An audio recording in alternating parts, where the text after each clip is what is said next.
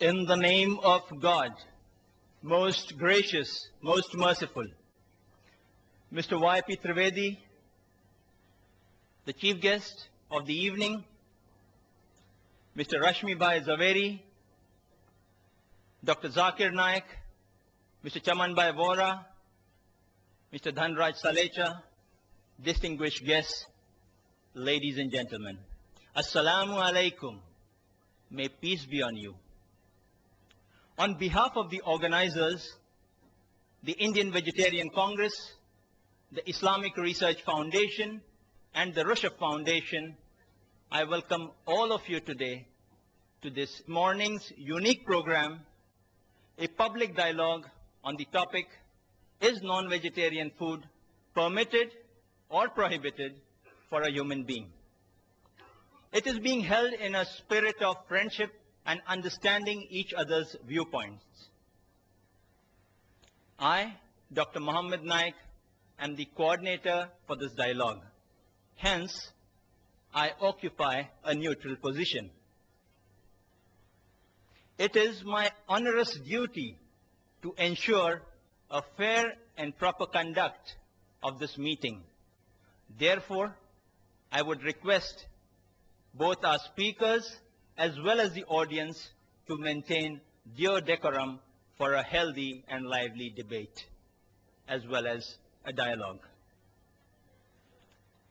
Now we would have the past president of the Indian Vegetarian Congress, Mr. Jayantilal R. Doshi, welcoming and introducing the chief guest of the evening, Mr. Y.P. Trivedi. Mr. Jayantilal Doshi.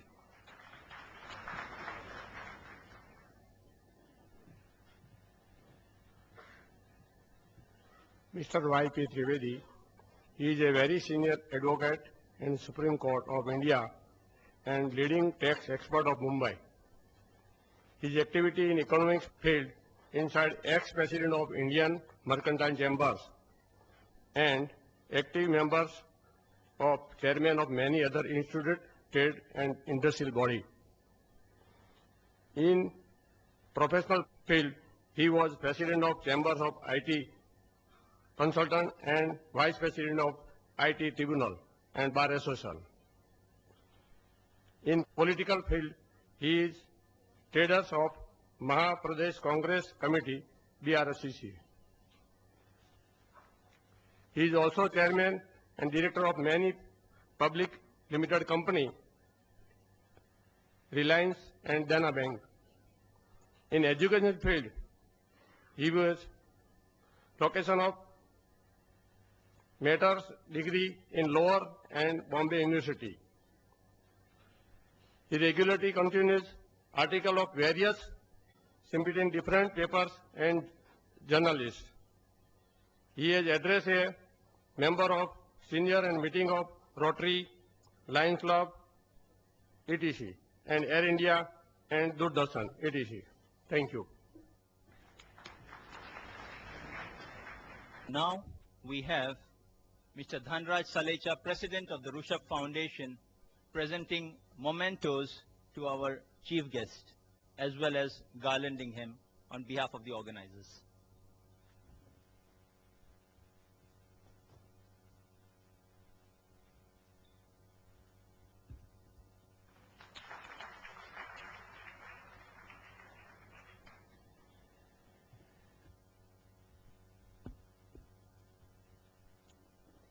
Now we have our chief guest, Mr. Y.P. Trivedi, addressing our audience collected here today. Mr. Y.P. Trivedi.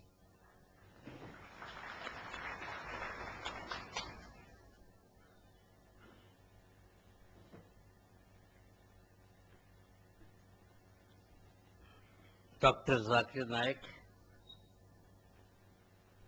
Mr. Rashmibh Zaveri, Dr. Mohammed Naik, Dr. Dhanraj Salecha, Chimanlal Vora, and friends. Before I give my introductory speech, I have been told, and I think I would like to repeat and say with great firmness that one of the greatest friend and the greatest enemy of our civilization is the cellular phone. And all those who have got cellular phones, it's a great friend, when you are in absolute necessity, and when you are in a meeting, it's a great enemy. So I would request all those with cellular phones, please switch off the phone and do not disturb, because it disturbs the train of thinking of those who are speaking, on those who are attending and other listening very attentively. Friends, I welcome all the speakers and all of you here to this very healthy debate which is taking place. I believe that this should be the beginning of similar debates which should take place in the times to come. This debate or discussion or the clearinghouse of mind is probably in the best traditions both of the Hindu civilization as well as of Islam. In our mythology and our history, we have such instances of such debates taking place in the courts of kings like Janak, where people from various shades of thoughts, because Hinduism was never following one particular pattern of thinking. There was Bhakti Marg, there was non-dualism, there was Advait Marg, there was Charvaks who did not believe in any god. So all of them, King Janak used to assemble them, provoking them to debate, not trying to influence anybody, but inviting the thoughts and then leaving the debate to the people at large to make up their own mind. So that was the tradition of our Hindu religion in this land of India.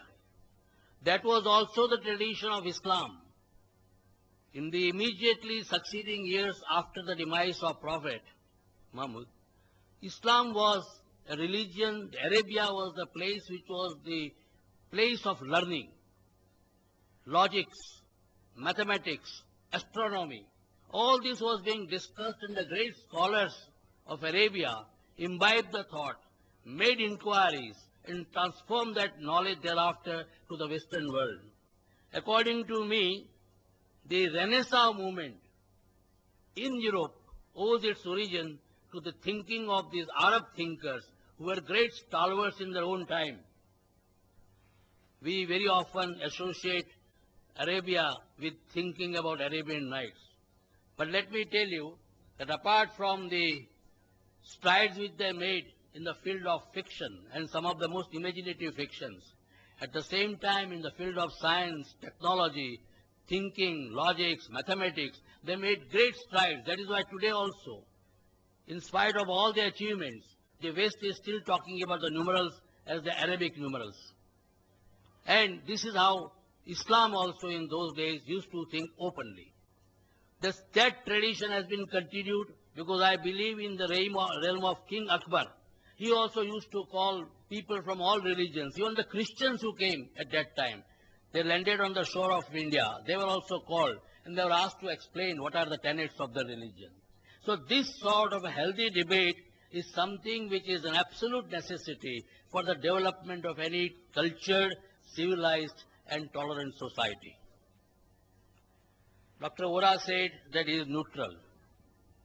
Let me tell him and all of you, I am also neutral.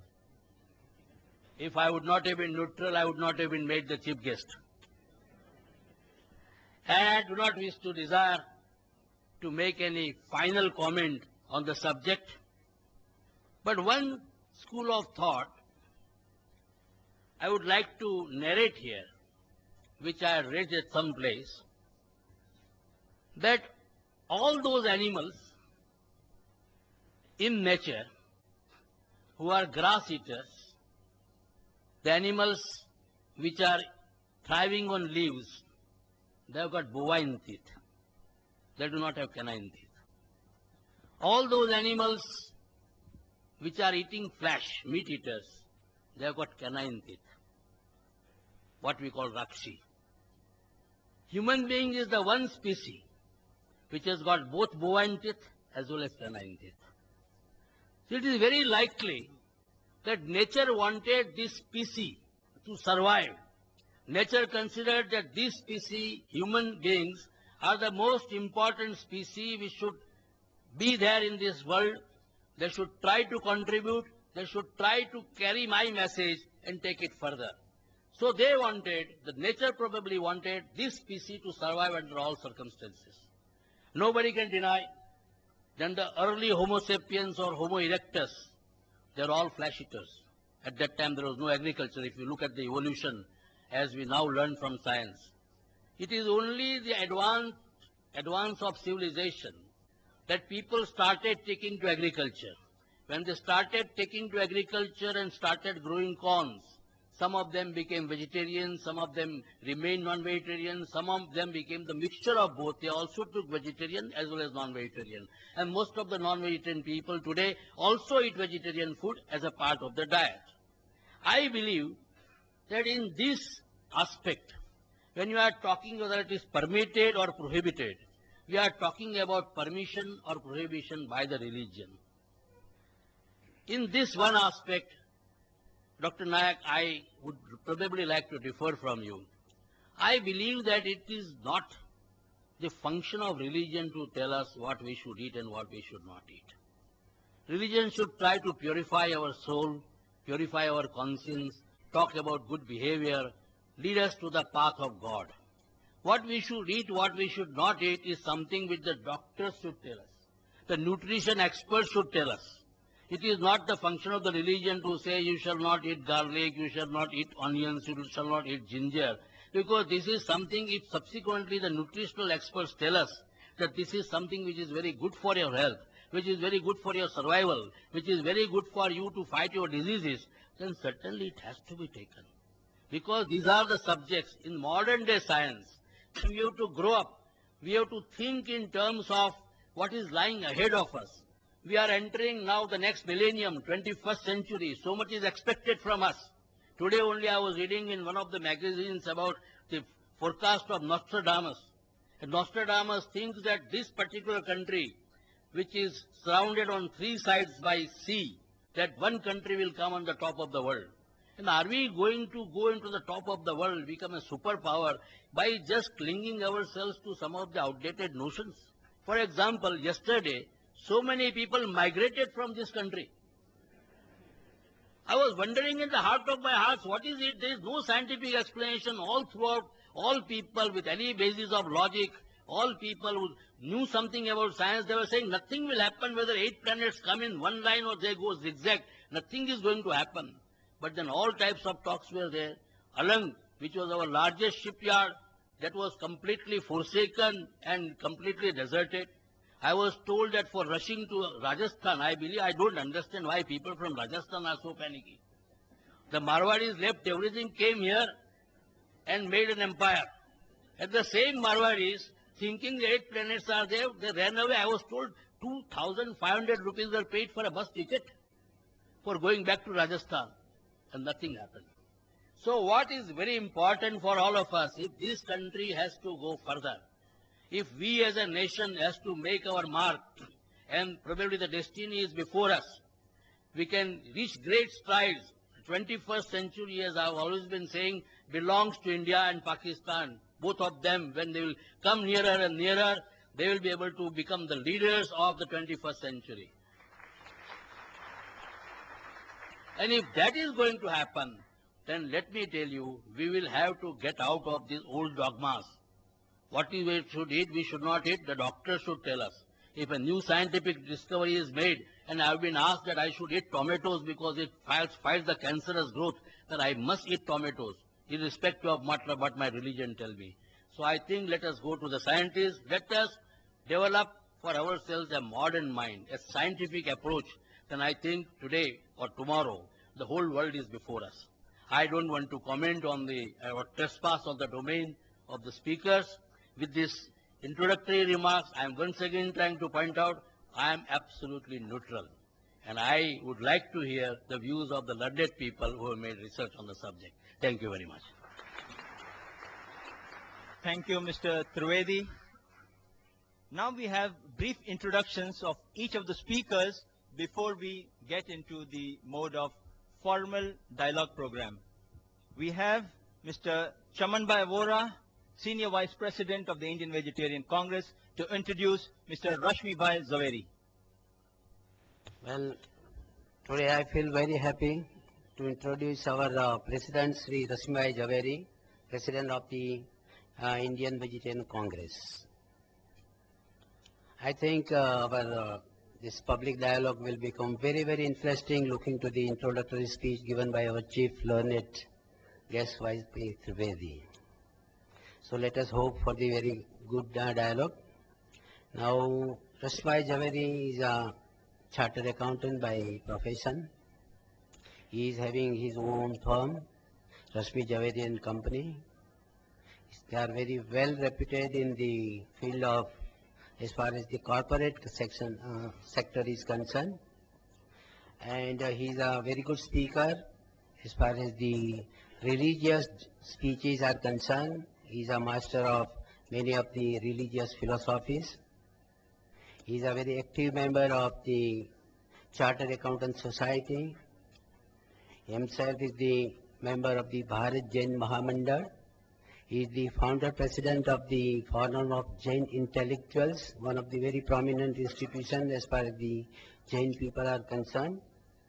And he is very well connected with the Kala Gurjari also. Though he is very young, at the age of 63, he is very energetic, and he looks forward always to this type of dialogues, and today's dialogue is really a very good one. And I, especially before, by giving the introduction of Mr. Rashmibh Zaveri, I would like to thank our chief guest as well as our Dhanraj ji and our Zakir Naik Sahab for having a very good dialogue, whether by principle a human being can take or should not take the vegetarian and non-vegetarian foods. Thank you very much. Mr. Ashraf Mohammadi to introduce Dr. Zakir Naik. Dr. Zakir Abdul Karim Naik, 33 years, is the president of the Islamic Research Foundation, Mumbai. Though a medical doctor by professional training, he is renowned as a dynamic international orator on Islam and comparative religion. Dr. Zakir removes misconceptions about Islam on the basis of Quran, Hadith, and religious scriptures of various other religions. He also uses reason, logic, and modern scientific facts to remove the misconceptions about Islam. He is popular for his critical analysis and convincing answers to challenging questions posed by audiences after his public talks. In the last 3 years itself, he has delivered more than 300 public talks worldwide. Dr. Zakir also appears on various international TV and satellite TV channels throughout the world. He has also participated in various symposia and such dialogues with prominent personalities of various faiths.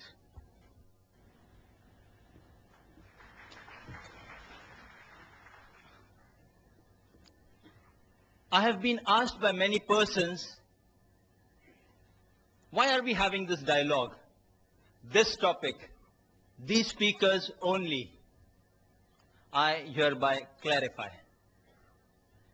Mr. Dhanraj Salecha, President of Rashmibh Foundation, once visited the Islamic Research Foundation office about 1.5 months ago. He presented the Islamic Research Foundation kindly with a set of literature favoring vegetarianism. These included quotations from major world religions,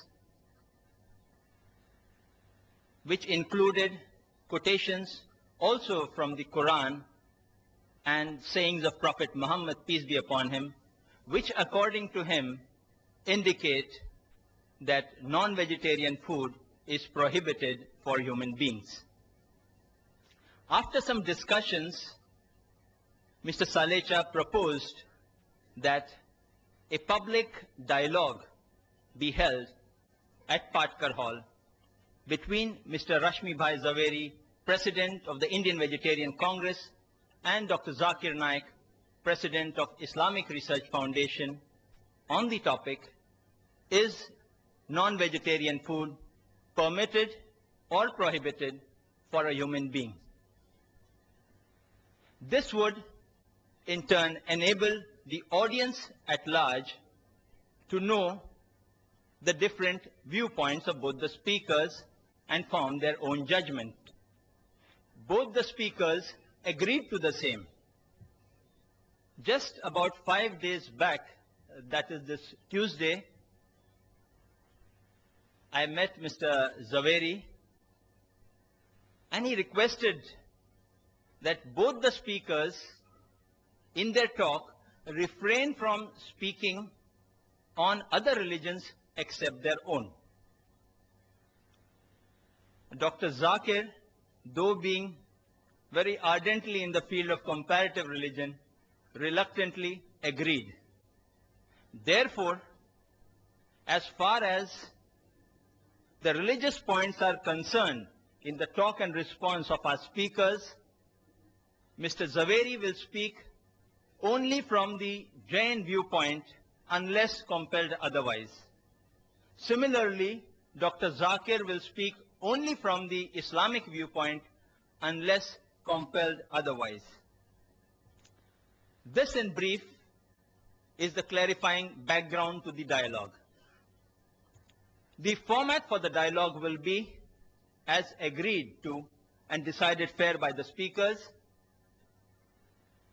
Mr. Rashmibh Zaveri will first address us for 50 minutes on the topic, is non-vegetarian food permitted or prohibited for a human being?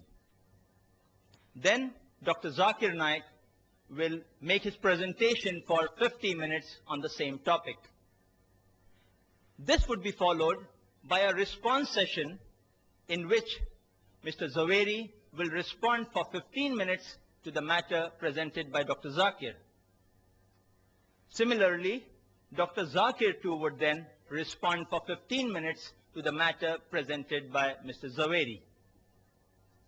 When 5 minutes are left for the conclusion of the talk or the response time, I would put before each speaker a date saying 5 minutes left, in which time they are expected to conclude. Lastly, we would have the question and answer session in which the audience may pose questions to each of the speakers alternately on the question mics provided in the auditorium. Written questions on slips of paper would be given secondary preference if time allows us. Now, I would request our first speaker, Mr. Rashmibh Zaveri, to present his address. Ladies and gentlemen, Mr. Rashmibh Zaveri.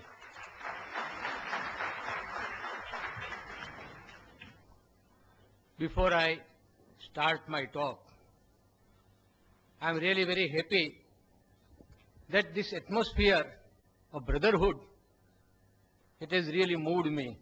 And I will request Dr. Zakir Naik to come forward and let's have a Gale Lag Ja scene.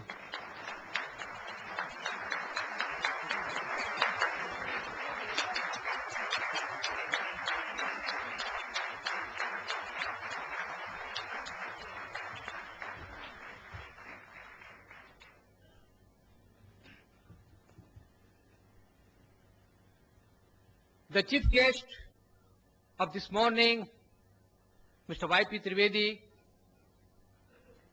President of Rashmibh Corporation, Sri Dhanraj Salecha, the learned speaker, Dr. Zakir Naik, the expert commentator and the coordinator, Dr. Mohammad Naik, Vice President of IBC, Shri Chaman Bhai Vora,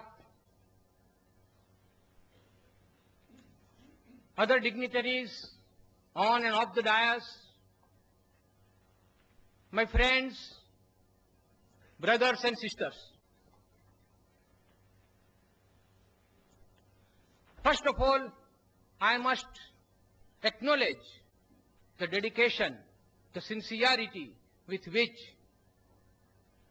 all the three organizations, particularly Islam Research Foundation, has taken pains in arranging this lecture.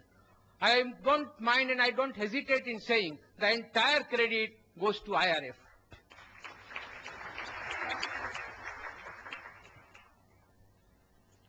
Friends, the topic today is non-veg food permitted or prohibited for a human being? Any argument or any statement for that matter is always to be considered from a relative point of view. There cannot be any absolute truth, there cannot be any absolute statement that it is 100% prohibited or 100% permitted.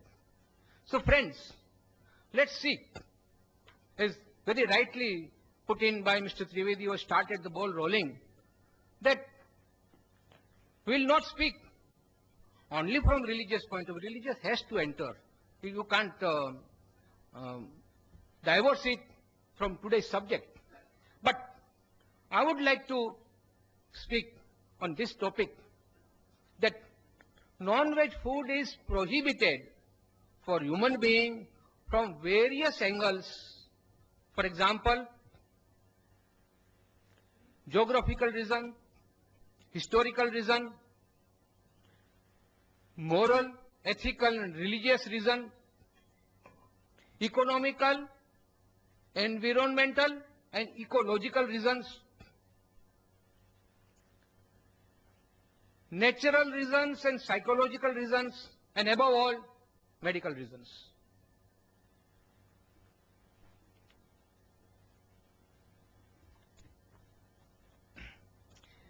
It's a fact now well established that our actions are controlled by our thoughts. What we think, we act. And our thoughts are controlled by our diet. As we eat, so we behave. And that's why the topic is very important, that we should choose our diet in such a way that our thinking is positive. The word positive will include everything. And believe me, friends, not only all the religions, but the medical science has now proved that the food that we take, it definitely influences our thinking and so our behavior. Friends, there was a time when there was no alternative available, as Mr. Trivedi rightly put. There were places on this world, and there are even now places where there is no availability of vegetation. It is simply not possible because of the extreme circumstances. But now the world has progressed so much that there is a very advanced system of transportation which is available to us.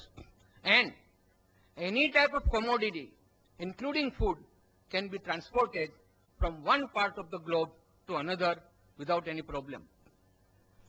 Now that when we have got alternatives, we have to think about this, which alternative is better from all the angles that which I have described earlier.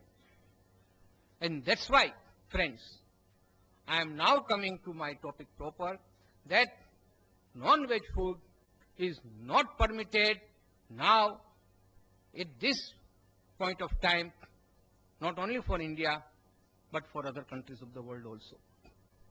First of all, I will say that all Indian philosophies have stated that we should not harm any living being,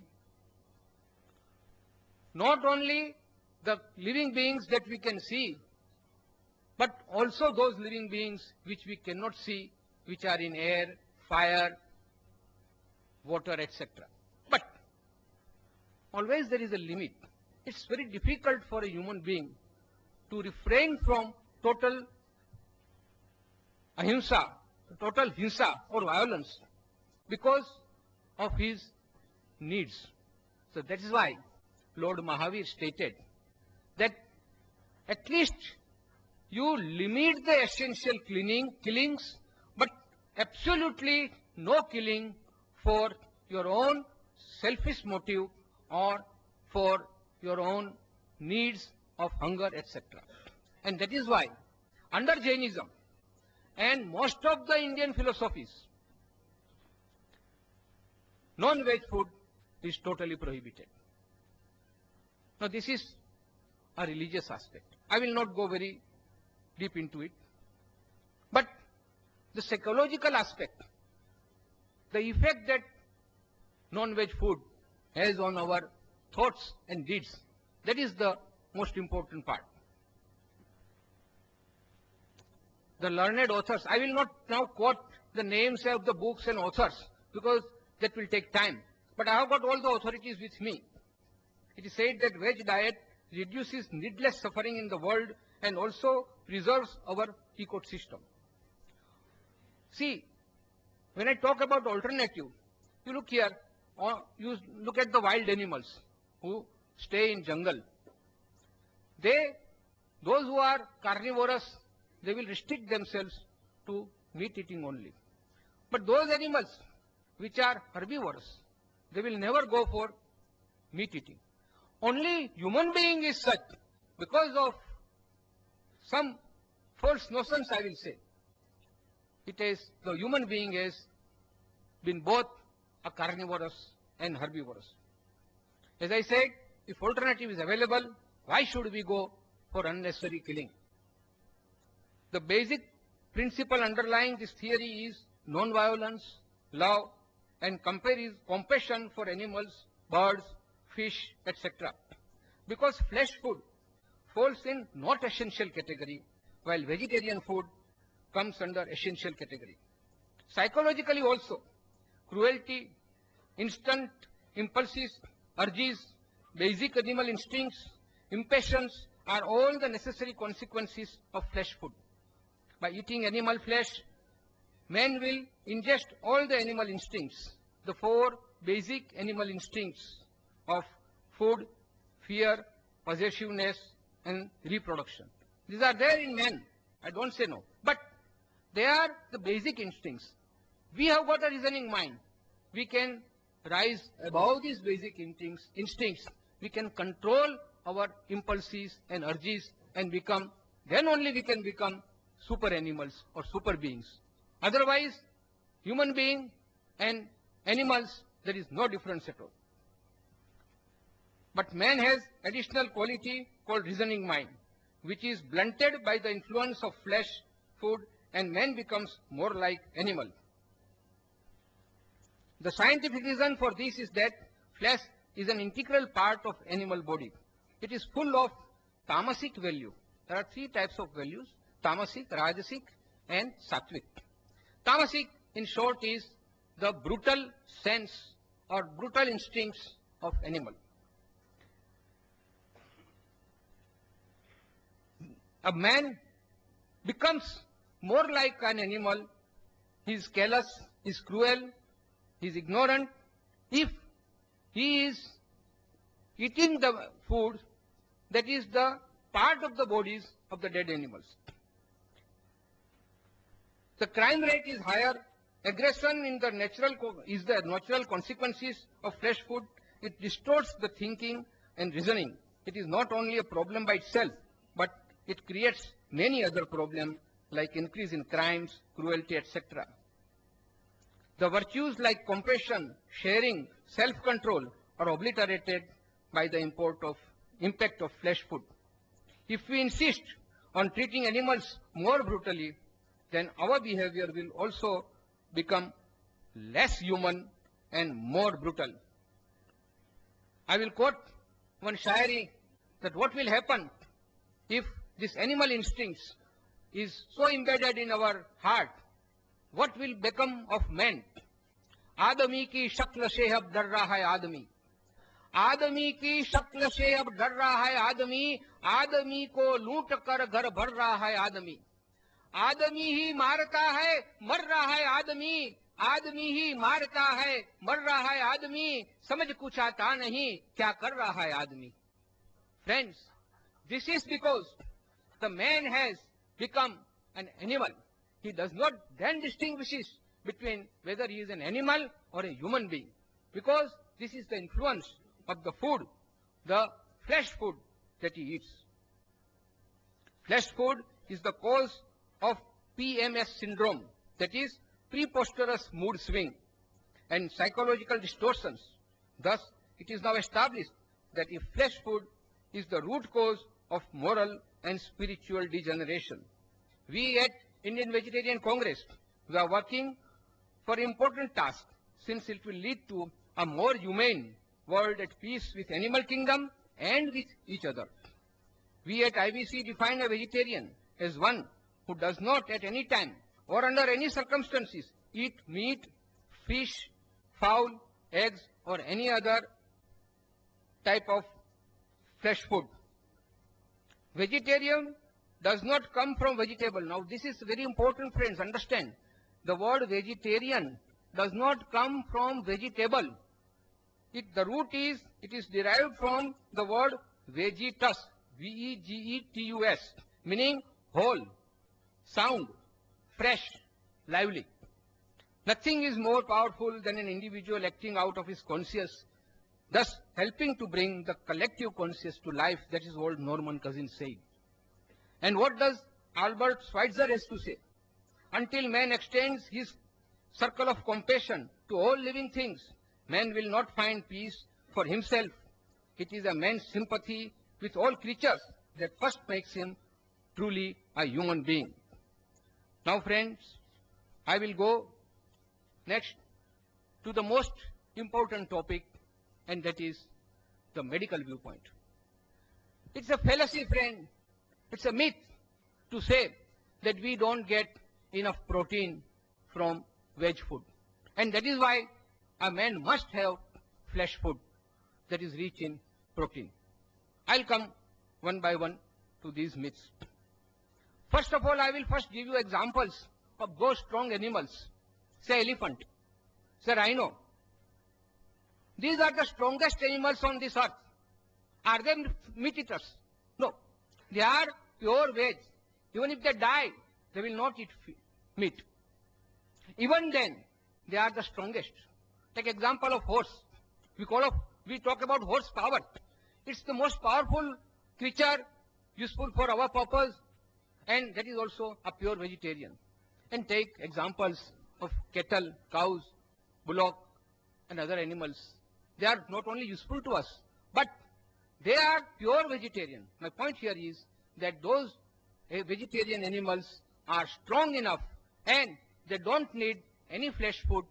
In fact, if stupidly flesh food is given to these veg animals, what will happen? You all know about the mad cow disease, the syndrome called BEC. Friends, this BSE, bovine spongiform encephalopathy. You know what happened a few years back in England? It was a result of feeding rendered sheep byproducts to cattle as protein supplement. These sheep were infected with scrapie, an AC disease known for over 200 years. Now, if sheep food can make a cow mad, what do you expect the result on human being? Millions of innocent cows were killed mercilessly just because they were suspected to be infected with BSE, and that too for no fault of theirs, but the stupid ways of feeding sheep protein on absolutely unnatural diet for a cow.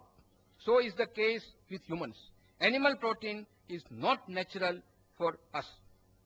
Similarly, millions of chicks were destroyed in Eastern Asia countries because they were infected with certain disease.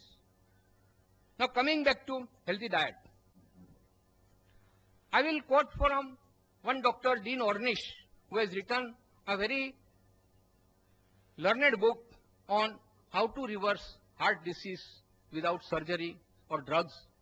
And this book, my friends, is the best seller in America now. It has really created interest in the people of America and all over the world for that matter, that veg food is definitely better from medical point of view. He has given two types of diet, one reversal and one prevention of heart disease. Both are strictly veg diets because he has proved scientifically that veg food is the best food for a human being.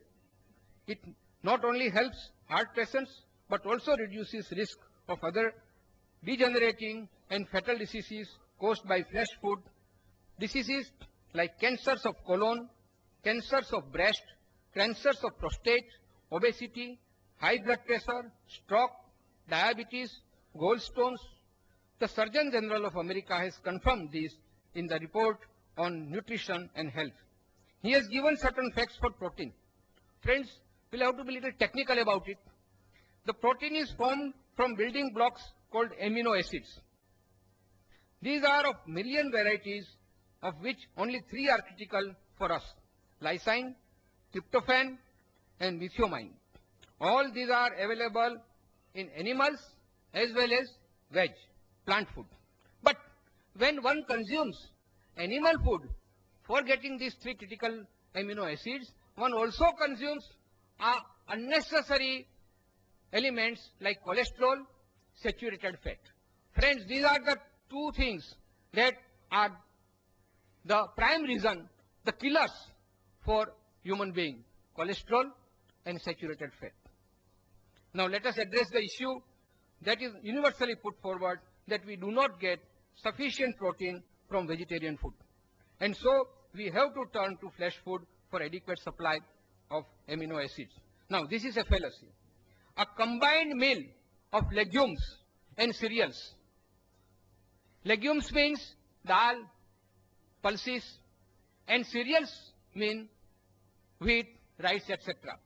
You have to combine these 2 and you get a complete balanced diet which provides complete protein, which is not different from protein found in eggs or meat, but without cholesterol and animal instincts.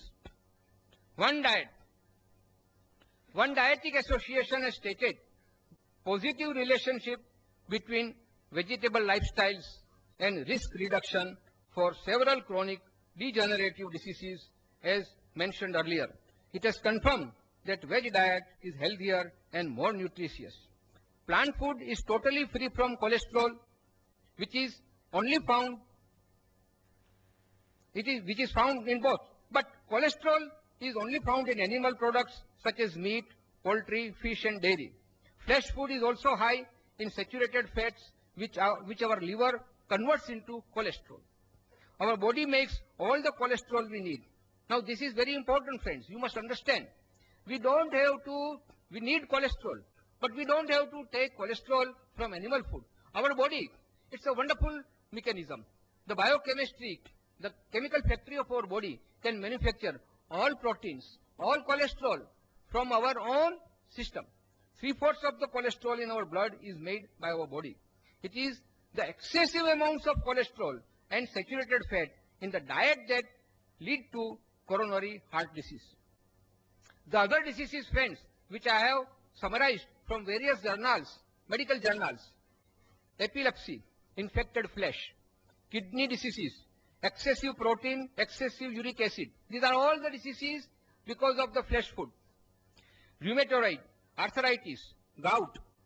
This is the direct consequence of uric acid found in flesh food. Degeneration of intestines, decay in immunity system.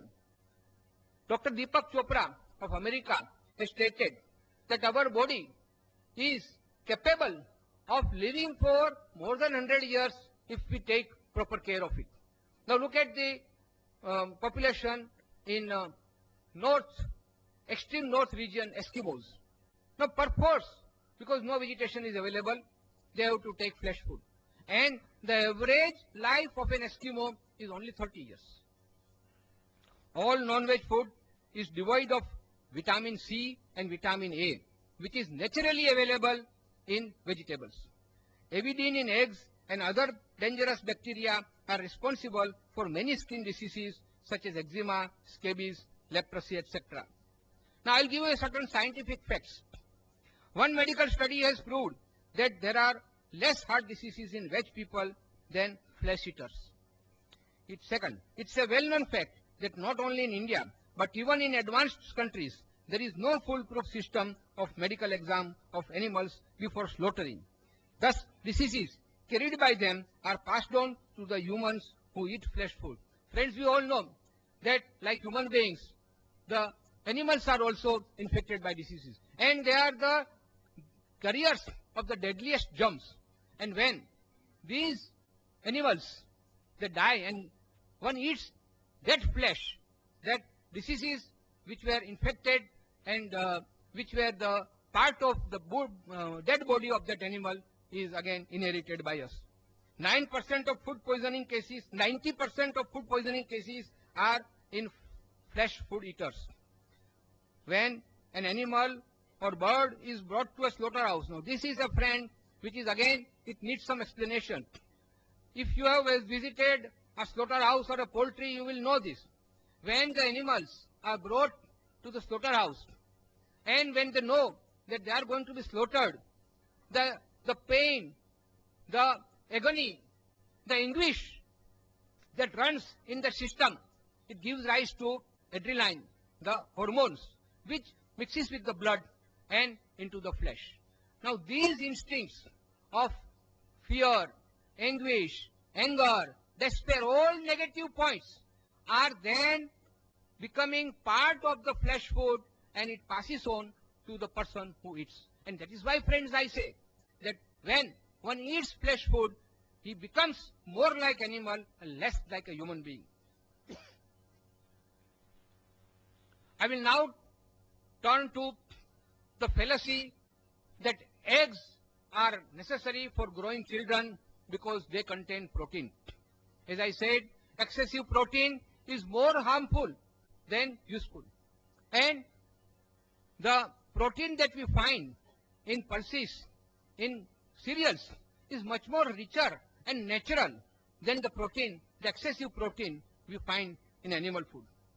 Now I'll give you the example of egg. Each egg weighs about 100 grams and has 170 calories.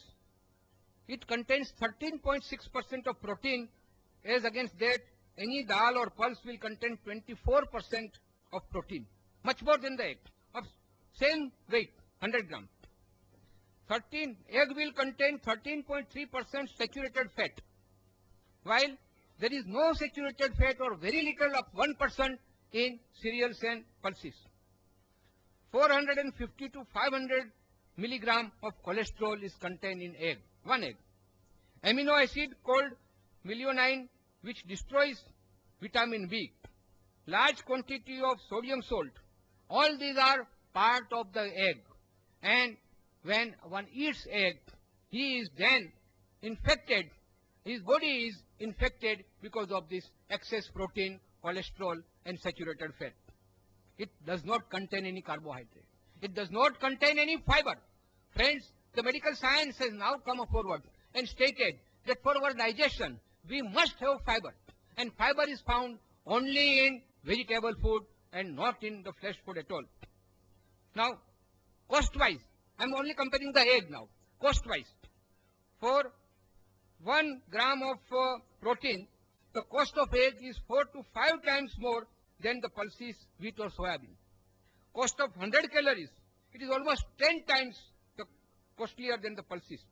Thus, pulses, wheat, etc. are not only cheaper, but they provide other important nutritions like vitamins, minerals, fiber, etc.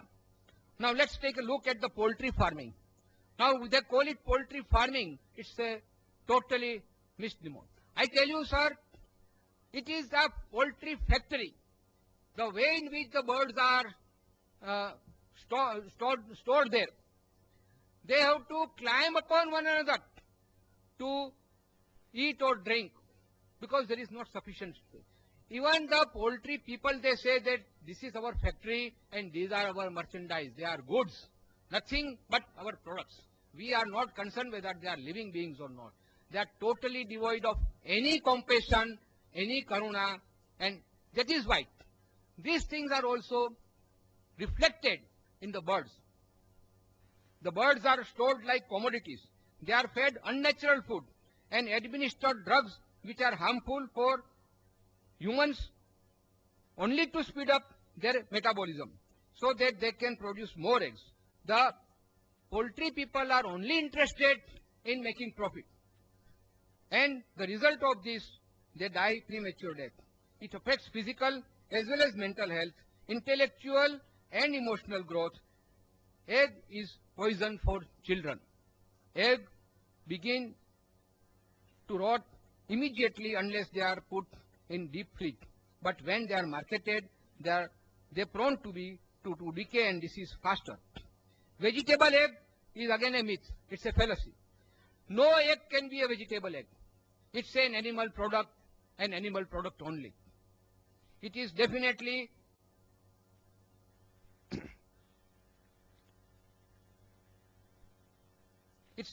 an animal product. It can never be called vegetable item. It's a misnomer. It's a deception. Friends, I will now turn to the economical aspect. Now, these also I have studied from various journals, medical science, and more important from the statistics department of the government of India and government of America, the UK government, etc. But I will not, that's why, give you the citations during my talk, but I will give you the summary. UK. The survey has stated the land required to produce the fodders to feed the animals to obtain flesh food is 14 times more than that required for vegetable diet to feed men directly. Because what happens? First you grow fodder, you feed it to the animals, and then you kill the animals for flesh food, and that is how you get your flesh food. But if the same land is used for agriculture, for pulses and cereals, that same piece of land can support many more families, and here only few families can be supported by using this land for pasture. I have been given one statistics. 10 square acres of land can support 10 heads of human beings or 10 heads of cattle for the whole year. But 10 heads of cattle for meat cannot support even one single person throughout the year. Natural grass or pasture can and grain crop both genetically belong to grass family. You see, once the crop is harvested, what we have is sashish or stalks. These are again the source of, excellent source of biochemical fertilizer or manure. Look how many crores of rupees of our foreign exchange we are wasting on artificial fertilizer and chemical fertilizer, which we all know is extremely harmful to us. But because we are not able to get the natural manure which we can get from cattle and animals, we are destroying them, foolishly destroying them for our own food. But we are not considering the fact that the manure that these animals produce are much more economical, much more healthier, and much more useful to our country. It's now well-known fact that 16 kilograms of food grain are required to be fed to one animal for forming 1 kilogram of meat. Thus, by feeding animals reared for slaughter, the country is deprived of vital food grains which can feed many, many more people. So, not only for growing food, but also for pasture and for manure, we require land. The human oncogene work done by Professor Wilbing from Massachusetts, it is stated that to obtain 1 calorie of animal flesh, 7 vegetable calories have to be spent. Then the study further shows that the land needed to graze one average animal can sustain 5 average families. Friends, I will not burden you with facts and figures, but the summary of all this is that it is very economical to feed people on veg diet rather than on flesh food. Now let's take the other point of view of economy, ecology, environment, slaughterhouses, etc. Production of animal flesh food require more land, more water, more food grains for feeding animals meant for slaughtering. Now this will again destroy or rather disturb the balance of our ecology and environment. Because the resources are always limited, we have to make best use of that. Either we grow crops or we rear animals for slaughtering. And look at the way the slaughterhouses work, how they are maintained. It's simply a hygienic horror. The conditions are appalling and totally unsanitary all over the world. Yesterday only on internet I got a report from foreign countries, advanced countries of America and France, that the conditions of slaughterhouses there also, it is reported, are totally unsanitary. I got a copy of white papers from Government Accountability Project of America, fighting filth on the kill floor, a matter of life and death for America's families. Slaughtering of animals, meat processing plants, and finally most unhygienic ways of transport and sale of flesh food has made flesh food totally unfit for human consumption. And do not think for a moment that imported, packaged, nicely packaged meat or canned meat is totally hygienic. No, my dear friends, that is also coming from those slaughterhouses where all these things which I have stated of medical science will apply. Not only that, they add certain preservatives, certain chemicals, certain additives which will keep the meat fresh. Environmental consciousness in India and abroad has now driven many people to vegetarianism. Environment-friendly veg foods are now available. The craze now in all over the world is to go for environmental friendly veg food because it is considered friendly and healthy. The green factories or glass houses are now exporting plant food, including fruits, to those countries which cannot grow them because of climate. The modern transportation system has given a much better alternative for food choice. In fact, for developing nations like India, government and NGOs should give more emphasis on larger production of more exports of plant food, which will solve the economic development of our country. Now look at the pollution. The pollution caused by legal and illegal slaughterhouses is terrific. The discharge of effluents from even so-called modern abattoirs is in the open and exposed to elements and public gaze. The carcasses of animals, the flow of blood, the horrible stench, etc. will add to the pollution. Ecological balance. Utility of animal world for human welfare cannot be overemphasized. Both are interdependent. Cows, sheep, fish, frogs, etc. are much more useful to us alive than dead. Then why should we kill our friends and our helpers to satisfy our taste buds? We should not be so much ungrateful, my friends, to our lesser beings. We call them animals or birds. Look at it from another point of view of natural manure. I have already stated that the animals produce much more natural and healthy manure than the artificial manure. Artificial chemicals, manures cost us dearly. Now again, I'm coming back to our economic term. We are importing artificial chemicals for manure purposes. That is again a drain on our exchequer. Friends, I will now briefly give you historical and geographical views. I have already touched upon it. Historically, in certain dry areas of miles and miles of desert where no vegetable can ever grow, maybe only food was survival was the animal food. Geographically, I stated as like Eskimos, there was no alternative. But once we have got this better alternative, which is healthier, which is more economical, which is more eco-friendly, why not go for such food? And friends, I will now go to the most important point, which will prove my point beyond any doubt, that why man is vegetarian by nature. I've got some 16 points here to compare. how our body is built up. As Mr. Trivedi has started the ball rolling in this fashion of bovine teeth and non-bovine teeth. Teeth embed. Now I will first say about herbivorous. Teeth of herbivorous animals are embedded in the jaws, short, blunt, close to one another. While in carnivorous, they are sharp, pointed, long and conical. The 2 or 4 teeth that we have got, like some people say they are like dog animals. They are not for meat eating, but they are found also in apes and chimpanzees, and which are fit for plucking the fruits and eating the fruits. The claws, no sharp nails for herbivorous. They are fit to pluck fruits only, while in carnivorous, the sharp nails helps in tearing apart the prey easily. Jaws and chewing habits.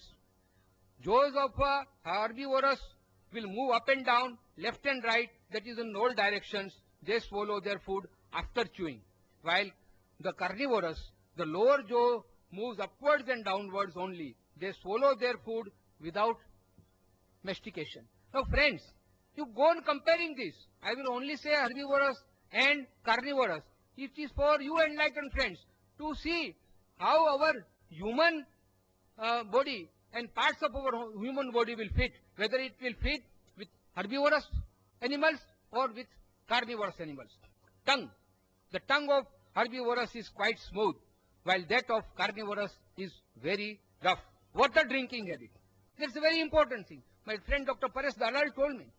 He said that these herbivorous animals, they drink water with lips by suction, while all the carnivorous, they drink the water with tongue, they lap up.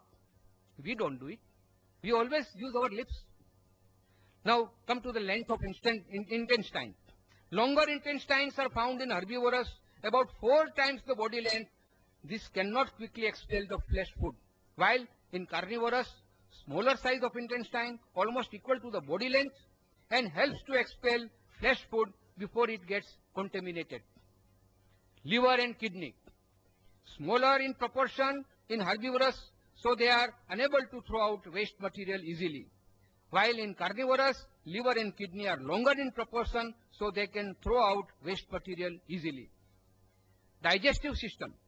There is a less hydrochloric acid in digestive system of herbivorous, thus flesh cannot be digested easily, while obviously in carnivorous the quantum of hydrochloric acid is much more, and that is why they can digest the flesh food, but human being cannot. Salvia.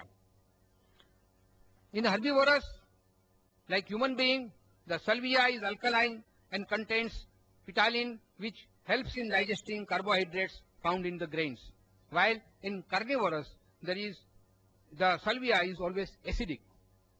The blood pH is alkaline like human being and herbivorous, and acidic in carnivorous.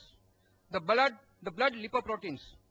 Human blood lipoproteins is similar to all herbivorous, while it is not similar to that of carnivorous. Sense is weak. All the senses, particularly the eyesight, is weak in herbivorous and very powerful in carnivorous. Sound, the voice is not, the herbivorous sound or even the human sound is not frightening, unless of course we can make it now frightening. But by nature, the sound of all herbivorous is mild, while that of carnivorous like lions and tigers is very coarse and frightening. And lastly, infants. Normal sight power of right from, now see the young ones of herbivorous, right from the moment of birth, they can see very clearly, while all the infants of carnivorous wild animals are blind at least for a week. Now friends, it is for you to justify whether man fits by nature in this category of herbivorous, grain eaters, or in the category of carnivorous, the flesh eaters. Now friends, I will now tell you about certain great persons who condemned flesh food. Looking at the world's history, we find that all great scholars, philosophers, scientists like Einstein, artists like Leonardo da Vinci, poets like Milton, Pope, Shelley, and writers like George Bernard Shaw, and religious leaders, of course, of the world. Now, who are those people? The mathematician, the Pythagoras, the Plutarch, Newton and Einstein, the scientist, Dr. Annie Besant, Reverend Dr. Walter Walsh, George Bernard Shaw, Tolstoy, the Greek philosophers Socrates and Aristotle. They are all enlightened people, and they say, yes, sir. They say that blessed are those with noble qualities of tolerance and compassion, love and non-violence, who are not flesh eaters. Now, friends, I will quote from George Bernard Shaw, which is very famous and widely published. We are living graves of murdered beasts. Listen what he says. We are living graves, moving graves of murdered beasts, slaughtered to satisfy our appetites. Like carrion crows, we live and feed on meat, regardless of the sufferings and the pain. Doctors once advised Bernard Shaw. He was very ill. He said that you must take some meat soup. Bernard Shaw said, I'll prefer death than to have anything with flesh food. And believe me, friends, he survived, and the doctor turned vegetarian. In the similar way, Mahatma Gandhi, his son was very sick. He was advised meat soup, and he refused, and the son survived. Why I am telling you, friends, all these things? That Mr. Trivedi said, yes, medically, whatever the doctor says, we have to accept, no doubt. But as I said in the very first thing in the beginning, I said, everything is relative. When doctor says something, he will say only from medical point of view. And friends, we are not living here. We are here on this earth, not only to survive. Survival is important, but not at the cost of others and inflict pain on others. Thank you very much, friends. 21st century will belong to vegetarians. Okay, I think I have made my points on very general terms, friends. I will tell you that I know those who are regularly flesh eaters are coming from some culture, some family, some faith, and that is why they have never applied their mind. And that is what Mr. Trivedi stated, that we are here today. We have gathered here. Let us apply our mind. That not only from religious angle or from our social angle, because I have seen, I'm not afraid to say that many of our Jain friends, when they go to certain gatherings, because they are afraid of the social status, they start eating meat. I don't like that. But then it is for everybody, whether he is a vegetarian or a non-vegetarian. Apply your mind. Try to see from all these angles whether it is permitted or prohibited from our own health point of view, from the national point of view, from the social point of view, from ecological, from environmental, and above all, from compassion point of view. Friends, when nature has created all animals, all humans, all creatures equal, nobody has got right to kill anybody just to satisfy his own palates. Thank you very much.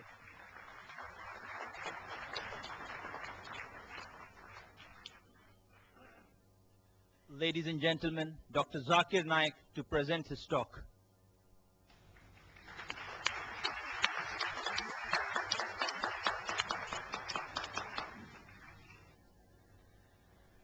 Alhamdulillah. Wassalatu wassalam. Ala Rasulillah. Wa ala ali wa sahbihi ajma'in. Amma ba'd. A'udhu billahi minash shaitanir rajim. Bismillahir rahmanir rahim. Ya ayyuhalladhina amanu. Awfu bil uqud. Uhillat lakum bahimatul anam illa ma yutla alaykum. Bismillahir rahmanir rahim. Rabbi shrah li sadri wa yassir li amri wahlul 'uqdatam min lisani yafqahu qawli. Respected Mr. Rashmibh, Mr. Trivedi, Dr. Muhammad Naik, the respected people on the dais, my respected elders, and my dear brothers and sisters. I welcome all of you with the Islamic greetings. Assalamu alaikum wa rahmatullahi wa barakatuh. May peace, mercy, and blessings of Allah subhanahu wa ta'ala, Almighty God, be on all of you. The topic of this morning's debate is non-vegetarian food permitted or prohibited for a human being? It is not whether vegetarian food or non-vegetarian food, which is healthy or which is better. If I prove that an apple is better than a mango, that doesn't mean mango is prohibited.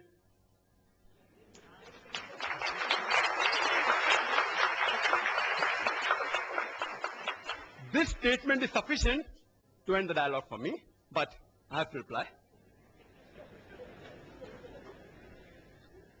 Non-vegetarian, by definition, means a person who has food of animal origin. It does not mean a person who does not have vegetarian food. It does not mean a person who does not have vegetables and fruits. Let it be very clear to all of you. A more technical and a scientific word is an omnivorous diet. A person who has many types of food, especially foods of plant and animal origin. Vegetarian, as Mr. Rashmibh has very rightly said, it doesn't come from the word vegetables. It comes from vegetas, which means full of breath, full of life. He didn't give a better explanation. We can talk about it. And he didn't speak. There are various types of vegetarian. We have fructarian, who only eat fruits and nuts. Then we have the vegans, who don't have any animal products. We have lacto-vegetarian, what I believe Mr. Rashmibh is, they have milk. We have the ovo-vegetarians who have eggs. We have the lacto-ovo-vegetarian who have egg and milk also. We have the pesco-vegetarian who eats fish. We have semi-vegetarian who also have chicken. This classification is done by the Vegetarian Society, not by me. And you can name another 20. Time doesn't permit me. I would like to state a quotation by Dr. William T. Jarvis. Dr. William T. Jarvis, he is the advisor to the American Council of Science and Health, ACSH. And he's also the professor of public health and preventive medicine in the Loma Linda University. And he's also the founder and the president of the National Council Against Health Frauds. And he's the co-editor of the book, The Health Robbers, a closer look at quackery in America. Most of the quotations are from America. And according to him, he classifies vegetarian based on the behavior standpoint into two categories: pragmatic vegetarian and ideological vegetarian. A pragmatic vegetarian chooses his diets on objective health reasons. He is more reasonable in his approach rather than emotional. The ideological vegetarian, on the other hand, he chooses his diet based on a principle, which is based on an ideology. He is more emotional rather than reasonable. And Dr. William T. Jarvis says, one can spot an ideological vegetarian by his exaggerations of the benefits of vegetarianism. And you could see that in the talk which preceded my talk. Exaggeration of benefits of vegetarianism and the lack of skepticism and the overlooking of the fact that extreme vegetarianism can lead to potential health risks. He says that the ideological vegetarian, he pretends to be like a scientist, but he's more like a lawyer than like a scientist. And you could see that in the talk by the learned speaker. More like a lawyer than like a scientist. They gather data and information selectively against the information which is against the ideology. This may be good for a debate like the one we are having, but not for engendering scientific understanding. Dr. William T. Jarvis says that ideological vegetarianism is filled with hypotheses. It is filled with extremism from which even scientists and doctors are not immune. And there you can see the quotation. Mr. Rashmibh has said several diseases. And it's possible for me to refute each and every, but if time permits. Talking about science, but the approach was not scientific. All can be prevented very well. Prevention is better than cure, is the base of the medicine, which time will not permit me to go into health reasons, etc. In the rebuttal if time permits. I'll try and cover most of the other aspects. and health I will try and cover in the rebuttal. Let's analyze the various reasons why a person chooses a food habit. It can be religious, it can be geographical location, it can be a personal choice, smell, taste, color, due to humane or ethical consideration, due to anatomical and physiological consideration, due to behavioral consideration. It can be due to ecological and economical consideration. It can be due to nutritional value or due to health and scientific reasons. Health and medical reasons. Let's first analyze the religious reasons. Mr. Trivedi said that religion should not interfere with the human being where it's concerned what we should eat and what we should not eat. That we should leave it up to the doctors. I agree with him that most of the religions, that is the case. The religious authorities, the main foundation, that's Almighty God, if he's not a doctor, the God that you worship is not a doctor, then you should not follow him. He says leave it to the doctors. But in Islam, we believe Allah subhanahu wa ta'ala, Almighty God, is our creator. And the creator of the human beings has far superior knowledge than all the doctors put together in all the years.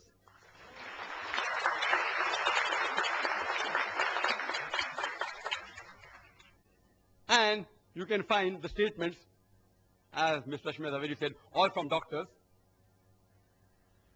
He's quoting from these books, which I think is available for sale outside, all these books.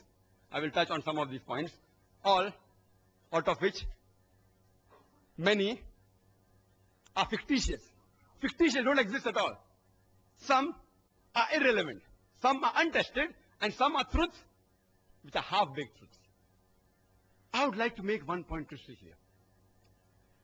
That while I prove undoubtedly that non-veg food should be permitted for the human beings, I do not have the slightest intention to hurt the feelings of any vegetarians.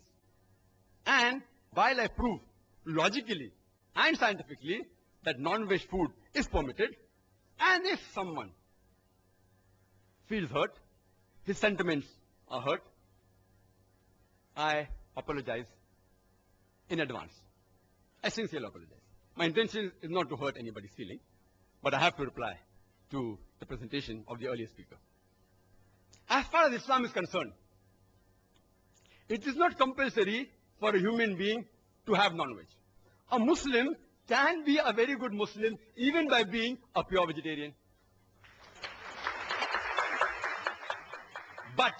But when our Creator, Almighty God Allah subhanahu wa ta'ala, gives us permission to have non-veg, why should we not have it?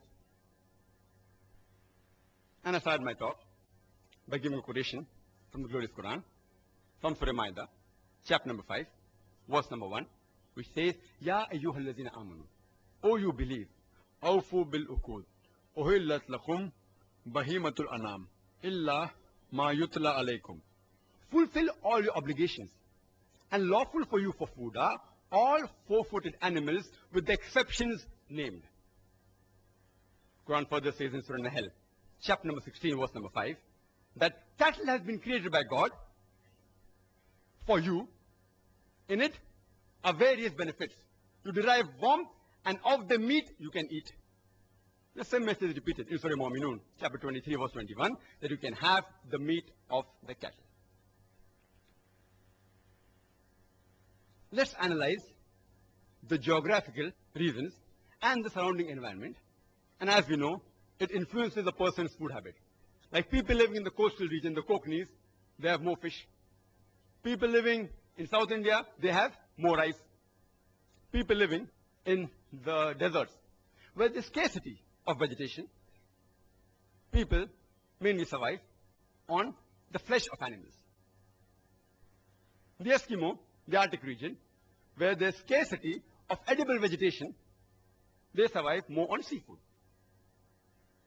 And Mr. Zaveri said that he knows that vegetable is not available in certain parts of the world, but today, due to advancement of transportation, we can supply them with vegetables. I would request the Indian Vegetarian Congress to supply, at least give the transportation cost, that's all, to supply to the Eskimos, to supply to Saudi Arabia. You get vegetable in Saudi Arabia, it is more expensive. Why? Because the cost of transportation. That makes it more expensive. It is illogical and unscientific to spend more money to buy a food which is less nutritious. Let's analyze the humane reasons, the ethical reasons, and the pure vegetarians. They say that all life is sacred and no living creature should be killed. They fail to realize that today it's a universal fact that even plants have got life. So the main argument on killing living creature doesn't hold good today. Previously, maybe, a couple of centuries ago, it may have held some weight, but today it carries no weight. Then they further argue today and they say, yes, we know that plants have got life, but they can't feel pain. Therefore, killing a plant is a lesser crime and lesser sin as compared to killing an animal. Today, science has further advanced and we have come to know that even the plants can feel pain. They can even cry. But the cry of the plant cannot be heard by the human ear because the audible frequency range of the human ear is from 20 cycles per second to 20,000 cycles per second. Anything below and above this, the human ear can't hear. But the cry of the animal can be heard by the human beings, but the cry of the plant cannot be heard by the human beings. Just because you cannot hear the cry of the plant, that doesn't justify you to inflict pain or kill the plant.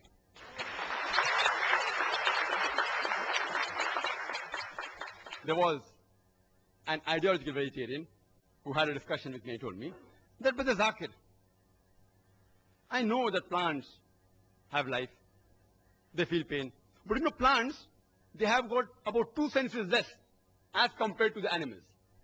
I said, for sake of argument, I agree with you. But then I asked him a simple question, that suppose your brother is born deaf and dumb, cannot hear, cannot speak, 2 senses less. And when he grows up, and when someone comes and murders him, will you go and tell the judge, oh me Lord, give the murderer less punishment because my brother had 2 senses less? In fact, you will say, usne to masoom ko mara hai. He has killed an innocent person. Give him a bigger punishment. And further, if you analyze that in Islam, as far as living creatures are concerned, there are 2 types, broadly classified 2 types. Human beings who are living creatures and non-human being living creatures. As far as killing the human beings are concerned, Quran says in Surah Ma'idah, chapter number 5, verse number 32, that if any person, if anyone, kills any human being, unless it be for murder or for spreading mischief in the land, it is as though he has killed the whole of humanity. And if anyone saves any human being, it is as though he has saved the whole nation. If any person kills any human being, Muslim or non-Muslim, unless it be for murder or for creating mischief, Quran says he has killed the whole of humanity. If you save any human being, you have saved the whole of humanity.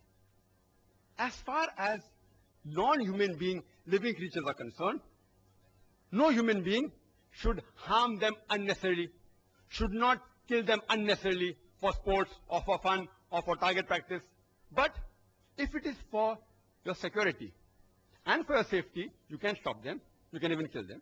Or if you want for lawful food, but not just for fun and frolic or for hunting.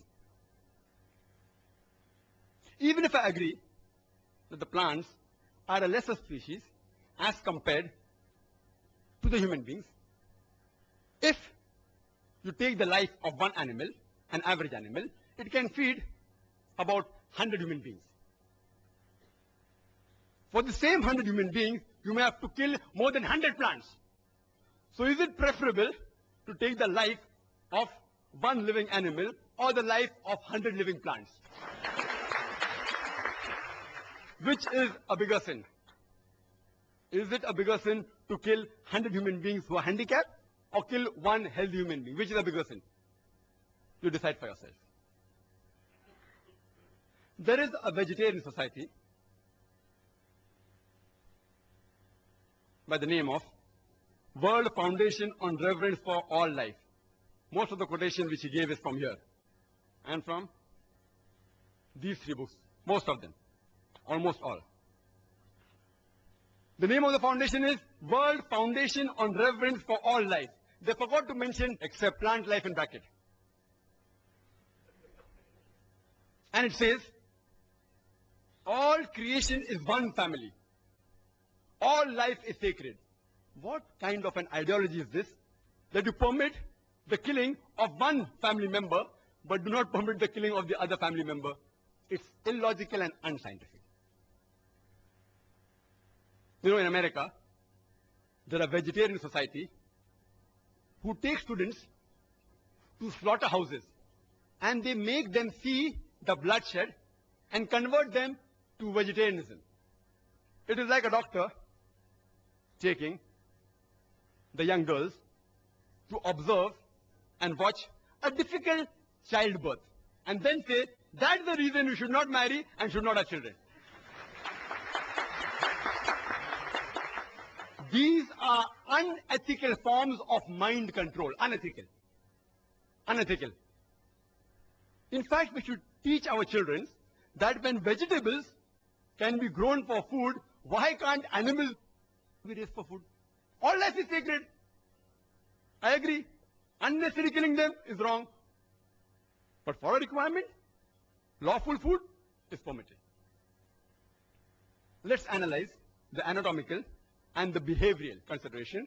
And there were a list of various things mentioned by Mr. Zaveri.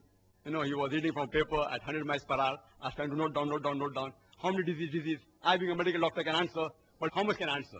To name 10 diseases will take few seconds. To reply all 10 will take more than an hour. And here I listed a lot.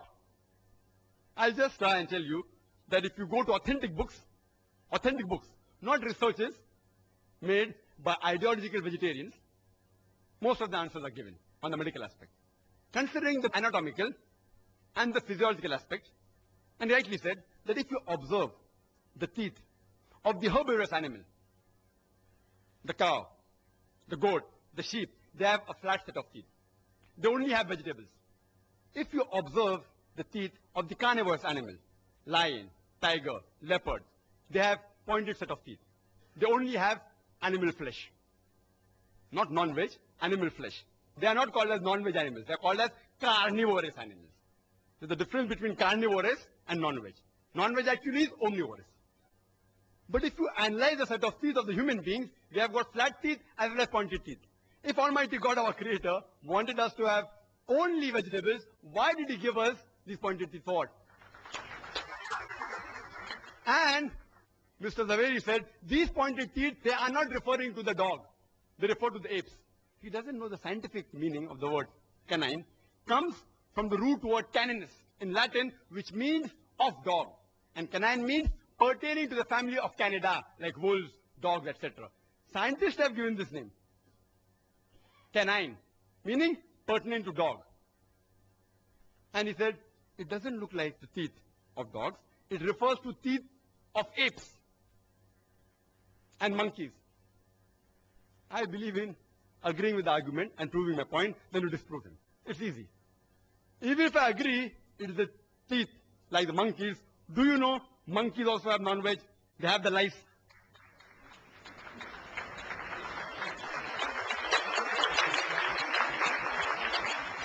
There are many species of apes who even have raw flesh of animals. Many species of apes who have raw flesh. They're omnivorous. Who says they're carnivorous? They're omnivorous. They aren't pure veg also. And many species are even called as cannibals. Some species of apes and monkeys. If you analyze the digestive system of the human being, it can digest both veg as well as non-veg. If Almighty God wanted us to have only vegetables, why did He give us a digestive system which can digest both veg as well as non-veg? And Mr. Zaveri said that we cannot have raw flesh. I agree with him, most human beings cannot have raw flesh. In the same way, most of the human beings cannot have raw vegetables, raw vegetarian diet, like raw wheat, raw rice. Can you have it? Raw moong, raw drumstick? Can you have? You will get indigestion. So what is the argument? No, you have to cook them. I know as a medical doctor that raw wheat, raw rice, raw drumstick if you have, you will have problems. You can't digest them. So you have to cook them. Similarly with the flesh, we non-vegetarians, we cook them for easy digestion. But yet, there are certain human beings who even have raw meat. He gave the name of Eskimos. He didn't tell the root word meaning. The root word meaning of Eskimo, it literally means eaters of raw flesh. So there are human beings who even have raw meat. They are conditioned. Tomorrow if you are conditioned to eat raw wheat and raw rice, even you may be able to digest it. But most human beings cannot digest certain raw vegetables. That doesn't mean you should not have rice, you should not have wheat, that you should not have drumsticks. There are, in the herbivorous animals, an enzyme known as cellulase enzyme. And every vegetable has cellulase. And this cellulase enzyme helps in digesting the vegetables. We human beings, we don't have cellulase enzymes. Therefore, the vegetables we eat, the cellulose part remains undigested and we call them as fibers. It's undigested. On the other hand, there are certain enzymes like lipase, trypsis, chymotrypsis, which are mainly meant for digesting non-vegetarian food. If Almighty God did not want us to have non-veg food, why did He give us these enzymes? And the primitive man, as said by the earlier speaker as well as the chief guest, archaeological evidence shows us clearly the Homo sapiens, the Eskimos, the Australian Aborigines, they were non-veg. So why the change now? We have the same teeth, we have the same digestive system, and he has given a list of other comparisons which prove we can have veg. And I agree with that. Where did I ever say that you cannot have veg? A non-veg is a person who has the food of the animal products as well as vegetarian food. It's an omnivorous diet. He said that the liver and the kidney in carnivorous animal is large. In the human beings, it is small like the herbivorous because the animals have raw meat. Therefore, they have to remove the toxin on a higher level. We do it by cooking the food. Therefore, God gave us a small kidney and a small liver, which is sufficient to digest both cooked non-veg and also vegetables. Similarly, with all the arguments, HCl, it's not very acidic. Why? Because we don't require it. If we don't require it, why should God unnecessarily give it to us? Same with saliva, same with the pH of the blood, same with the lipoprotein. All the arguments are that because they have raw flesh, therefore they require it. We don't require it. So why should God give us? Yes, it's required for digesting veg food and cooked non-veg food. He said carnivorous animals, they lick. And the herbivorous animals, they sip. We human beings, we do both. We do both. When we drink, while we drink, we sip. When we have ice cream, what do? We lick. We lick also and we sip also, depending upon what is the food we are eating. Even the tea we can lick, not that we can't lick. But why do waste time? It will take more time. Similar with all the arguments is given about the teeth being closed. Because we also have vegetables. If God would have asked us not to have vegetables, then maybe the teeth were far apart. He asked us to have both non-veg as well as veg food. And there are various verses in the Quran talking about various foods, pomegranate, talking about vegetables, talking about dates, etc., which we should have. The plants, many vegetarians say, that they regrow. Therefore, we aren't killing the plant, and there are some plants which have that facility, not all plants. There are various, which we cut, it regrows. So this is the only argument, that because it regrows, you can have veg food. You know, if you cut the tail of the lizard, it regrows. Will you have the tail of the lizard? It's a delicacy. There are human beings, the Australian Aborigines, they relish the lizard. Will you have the tail of the lizard? And the answer will be no. You know what I'm doing now? I'm behaving like a lawyer. I'm feeling ashamed to answer all these things, but I have to do, because it is also a debate. I had come here so that we understand better and have a friendly understanding of each other, but I have to behave like a lawyer also, besides being logical and scientific, because the arguments put forth, anyone who has genuine knowledge can reply. But because people don't have genuine knowledge, many people aren't aware.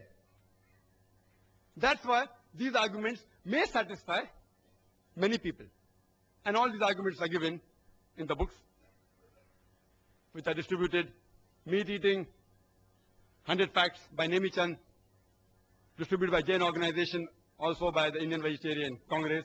This is a book given to me by Mr. Zaveri. 100 Facts about egg, vegetarian or non-vegetarian. Each and every argument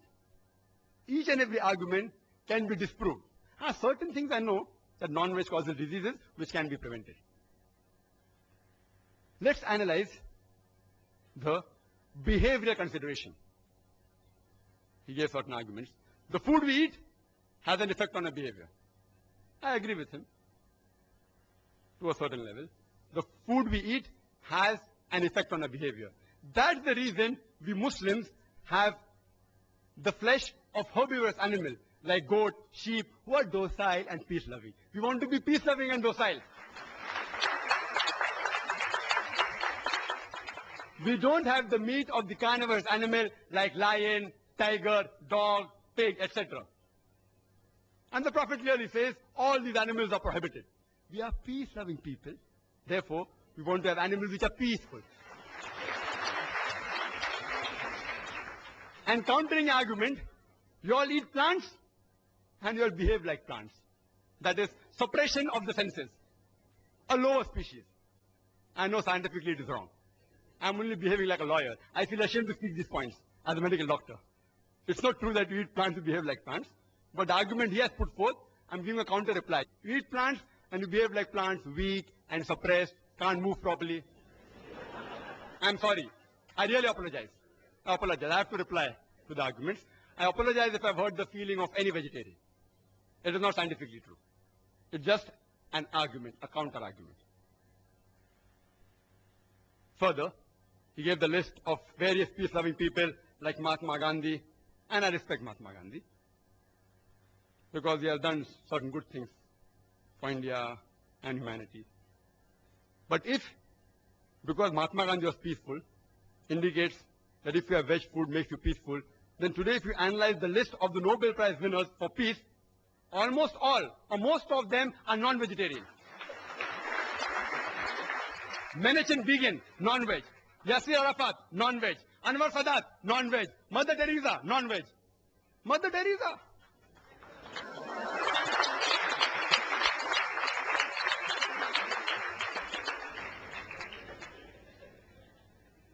I want to ask you a simple question.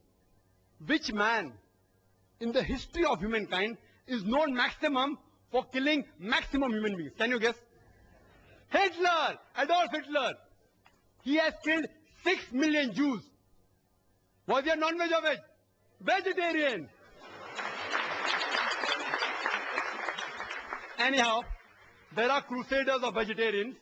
You know, now on the internet if you go, they say, see, Adolf Hitler was a vegetarian, is a myth. He sometimes had non-veg. And the other side says that, you know, when he had gastric problems, that time we have vegetable foods only. To tell you frankly, on a scientific viewpoint, I do not consider the diet of Hitler to be responsible for him killing 6 million Jews. Neither am I telling, irrespective whether you are a vegetarian or non-vegetarian, I'm not interested in knowing, because I, being a doctor, I know it doesn't carry any weight. There were other factors which influenced him to take this drastic step, which is totally inhuman, not the diet. There are various researches done. There have been research in America on a group of students who were pure non-veg and on a group of students who were veg, pure veg. And they analyzed that the group of students who were non-veg, they were less violent and they were more social. But it's a research. It's not a scientific fact. I will never use this as an argument to prove that non-veg food makes you peaceful. No. I'm a doctor, more of a doctor, as well as lawyer were required because I'm in a debate. There are researches. But these researches aren't scientific facts. Most of the statements what Mr. Rashmibh made, all were researches, not scientific facts. There is not a single authentic medical book which says that non-veg food in general should be prohibited. Not a single. All these are researches, like the research done by this person in America. Then they say that veg food makes a person intelligent. And he gave a list of great names. Albert Einstein and Isaac Newton, etc., etc. If we analyze the list of the Nobel Prize winners in all these years, majority were non-veg. Majority. And today, animal behavioral scientists, they say that the carnivorous animal should be more intelligent than the herbivorous animal in order to catch the prey. If he's not intelligent, how will he catch the prey? But anyway, I'm not going to use this as an argument, therefore non-veg food makes you intelligent, because these things don't actually affect a human being. The diet does affect a human being, but these arguments don't affect. These arguments don't affect. And all the other arguments given, they don't carry weight actually. There are people who give examples that non-veg food makes you strong is a myth. It's a scientific fact mentioned in several medical books, authentic, that non-veg food is good for health. It does have disease also, you can prevent them. There are proteins which I'll come to it later on. And to counter-argue that, they are giving an example of Yadunath Singh Naik. Has anyone heard of him? Yadunath Singh Naik. In the army, it is mentioned in this book, Vegetarian or Non-Vegetarian, Choose Yourself by Gopinath Agarwal. Yadunath Naik, being a vegetarian in the army, in wrestling he defeated 2 non-vegetarians. Therefore, veg food makes you strong. I feel ashamed to reply to these arguments. I feel ashamed. It's a known fact that the title holders of world wrestling, yes, there are vegetarian wrestlers also, but if you compare with the full world, almost all the title holders of world wrestling are non-veg. The person known in bodybuilding maximum, who is he?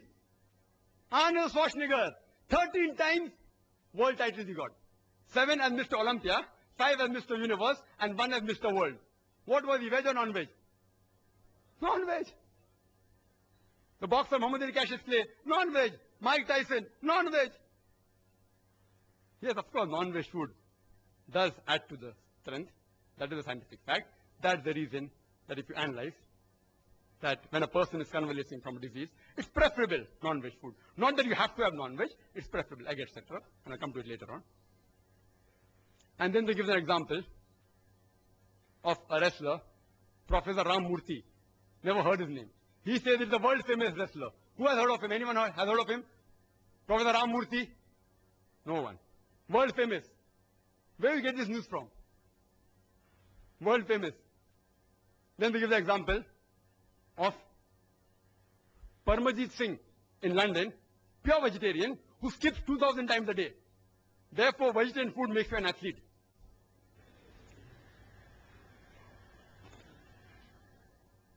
If these are the arguments supposed to be scientific, I really feel ashamed. Most of the athletic record holders, here's the Guinness book. You can go through it. I brought it along here. All mentioned about bodybuilding, athletic, 100 meters dash, all these people. If at random also you check up their dietary history, even giving benefit of doubt, more than 80 to 90% will be non-veg. But I will be a fanatic if I say that all these records are only due to the diets. I'll be a fanatic. A few records may be related to the diet, but not all. Further argument they give that the smell and the sight of a carnivorous animal is strong. The night vision is strong. As Mr. Rashmibh said, night vision and sense of smell is strong in carnivorous. In herbivorous, it is less. In human being, it is less. Therefore, we should be vegetarian. There are herbivorous animals, like the bee, whose sense of smell is very strong. and they even have a very good night vision. See, these are arguments which are not scientific, may be useful in a debate to convince the people illogically. Therefore, I'm here. Then he gave the example. Animals have hoarse voice, coarse voice, the carnivorous animal. Herbivorous animal don't have coarse voice. And to ask you a simple question. Which animal is maximum known for a hoarse voice? Donkey. Veg or non-veg? Veg or non-veg? Veg. Anyway, by no means am I trying to prove that vegetarian food creates hoarse voice or non-vegetarian food creates melodious voice. If you see the list of singers, many are non-veg, many are veg also. So just by quoting singers who are veg saying, oh, that's why vegetarian diet makes you melodious, is all illogical arguments. Really, I feel ashamed to answer all these things. And he gave certain economic points. That economic reasons why we should have vegetarian food. It's more economical, according to Mr. Zaveri. And he gave several statistics, so many calories, so many this, so many tons of protein, which is mentioned here. From where they get the statistics, God alone knows. And he mentioned some protein. It's also mentioned in this book that 1 kg of animal protein that we get, we have to feed so many plants, etc. Therefore, it is equivalent to 7 kgs of veg protein. So if you're having meat for 1 kg protein, you are taking 7 kg vegetables. Therefore, vegetable is cheaper. How they get this kg of protein, I being a medical doctor don't realize. Is it kg of food or kg of protein? And if I agree with them, I agree with them. Okay, you say, for sake of argument, 2 plus 2 is 5. I agree, and then ask you, that he take 2 rupees, take 2 rupees, give me 5 rupees. Take 2,000, take 2,000, give me 5,000. Similarly, if I agree it is right, all the statistics, then I tell that the vegetarians, they should thank the non-vegetarians. You know why?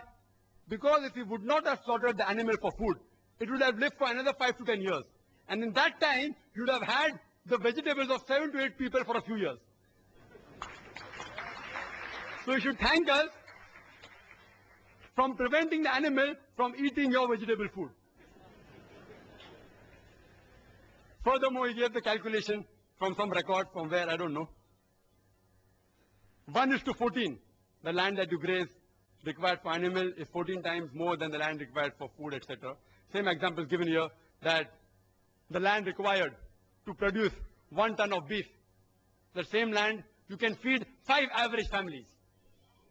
1 ton of beef is equivalent to 10 or 20 tons of veg food. And the land required to graze an animal can raise 5 average families. My earlier argument also holds good here.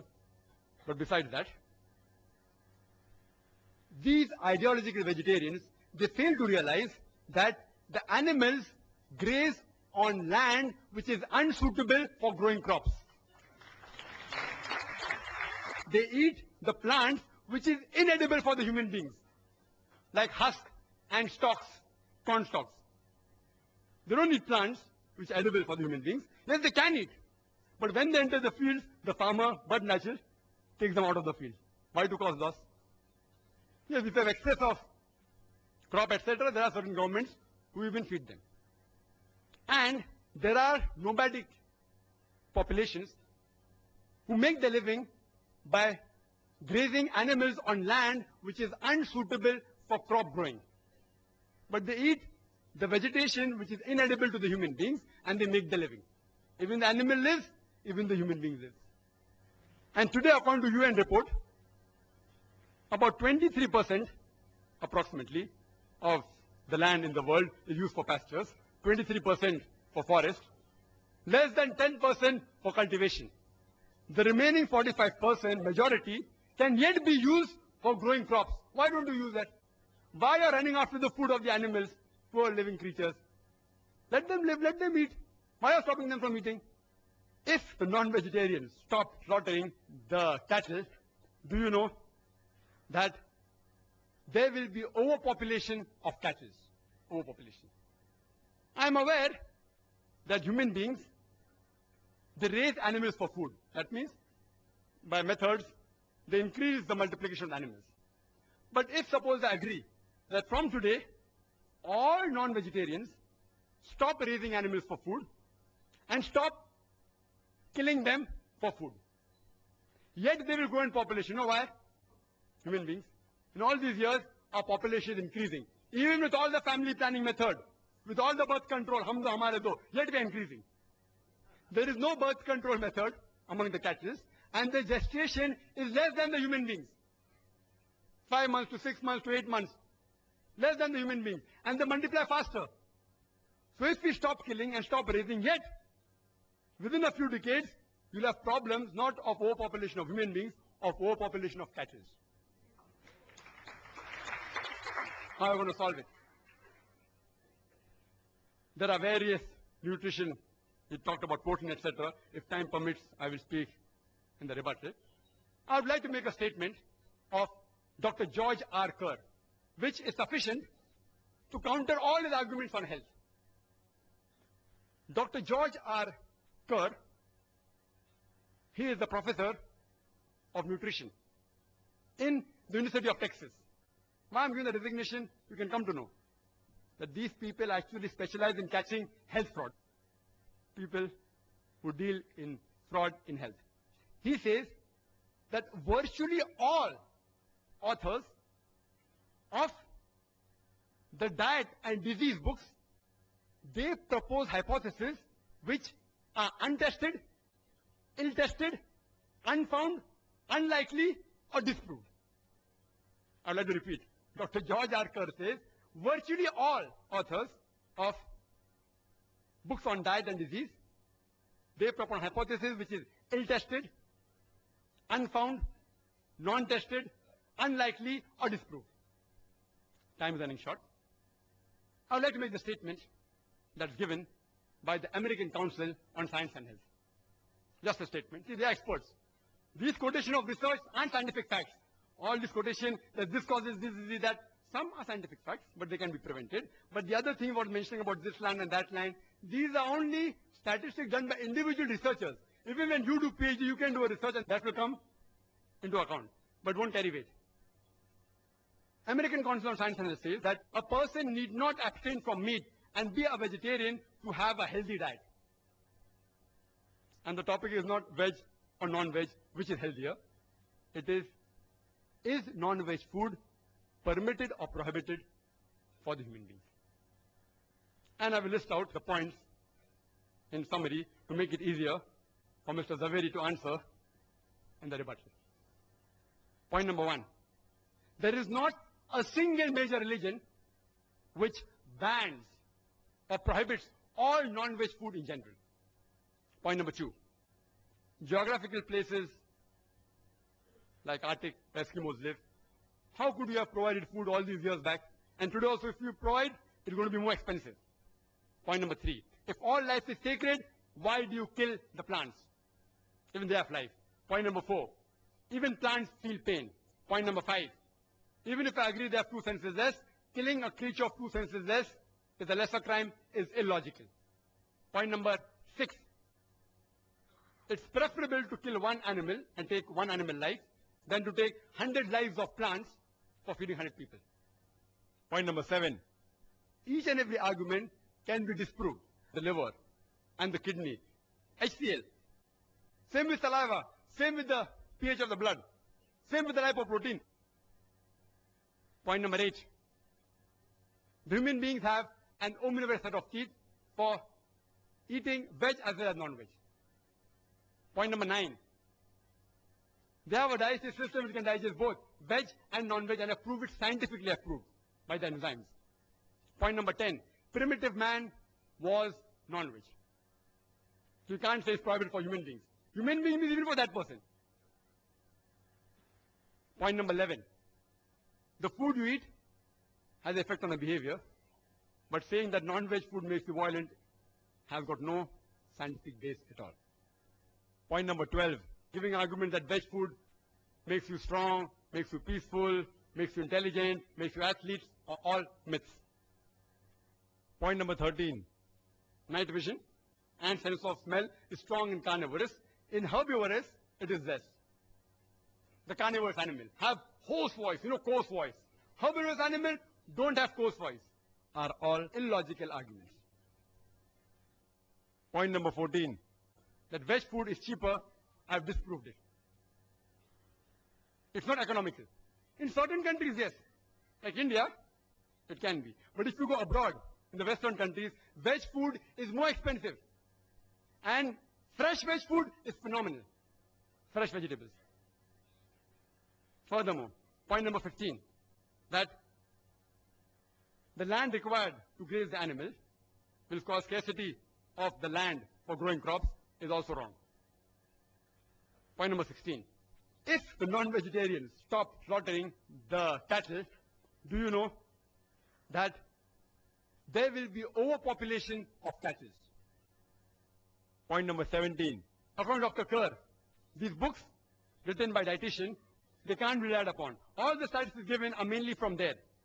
There is not a single statement, point number 18, in any authentic medical book which says non-veg food in general should be banned. Point number 19. There is not a single government on the face of the earth which has banned all non-veg food as a general rule. And point number 20, that even the American Council on Science and Health has said that for a healthy diet, being a pure vegetarian is not required. These are sufficient proof, logical and scientific, that non-veg food has to be permitted. If Mr. Zaveri doesn't agree, I request him to answer scientifically, not by comparison on just researches. But yet if Mr. Rashmibh Zaveri doesn't reply to more than 20 points which I put forth, yet I will not ask him to become a non-veg. Because I am not a fanatic non-vegetarian. I am not. Yet if you want to continue eating vegetarian food, I have got no objection. It's a personal choice. It's a personal choice. Some people like, due to certain tastes, etc. It's a personal choice. And only thing I'd like to tell the people, that the vegetarians, the ideological vegetarians who do so much propaganda, that this has got more value, etc., they should stop such things and stop distributing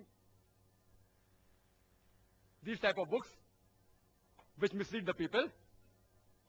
I would like to end my talk by giving the quotation of the glorious Quran from Surah Nahl, chapter 16, verse 125, which says, "Udu ila sabili rabbika bil hikmah wal maw'izatil hasana wajadil billati ahsan." That is, invite all to the way of thy Lord with wisdom and beautiful preaching, and argue with them and reason with them in the ways that are best and most gracious. Wa akhiru da'wana alhamdulillahi rabbil alamin.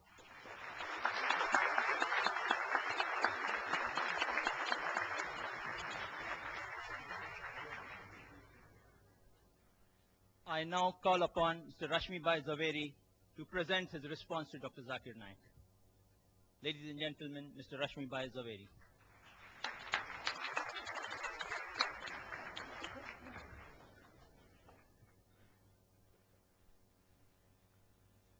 First of all, I really thank Dr. Zakir Naik for giving me the choice whether I would like to still remain a vegetarian or non-vegetarian. Thank you very much. I would request Mr. Coordinator that would you like to have the rebuttal or my comments now, or shall we have? No. Because after all, this is... Now it's better, let's do have the some same. question answer if you can. Question answer we have in the third session. We have 3-part session.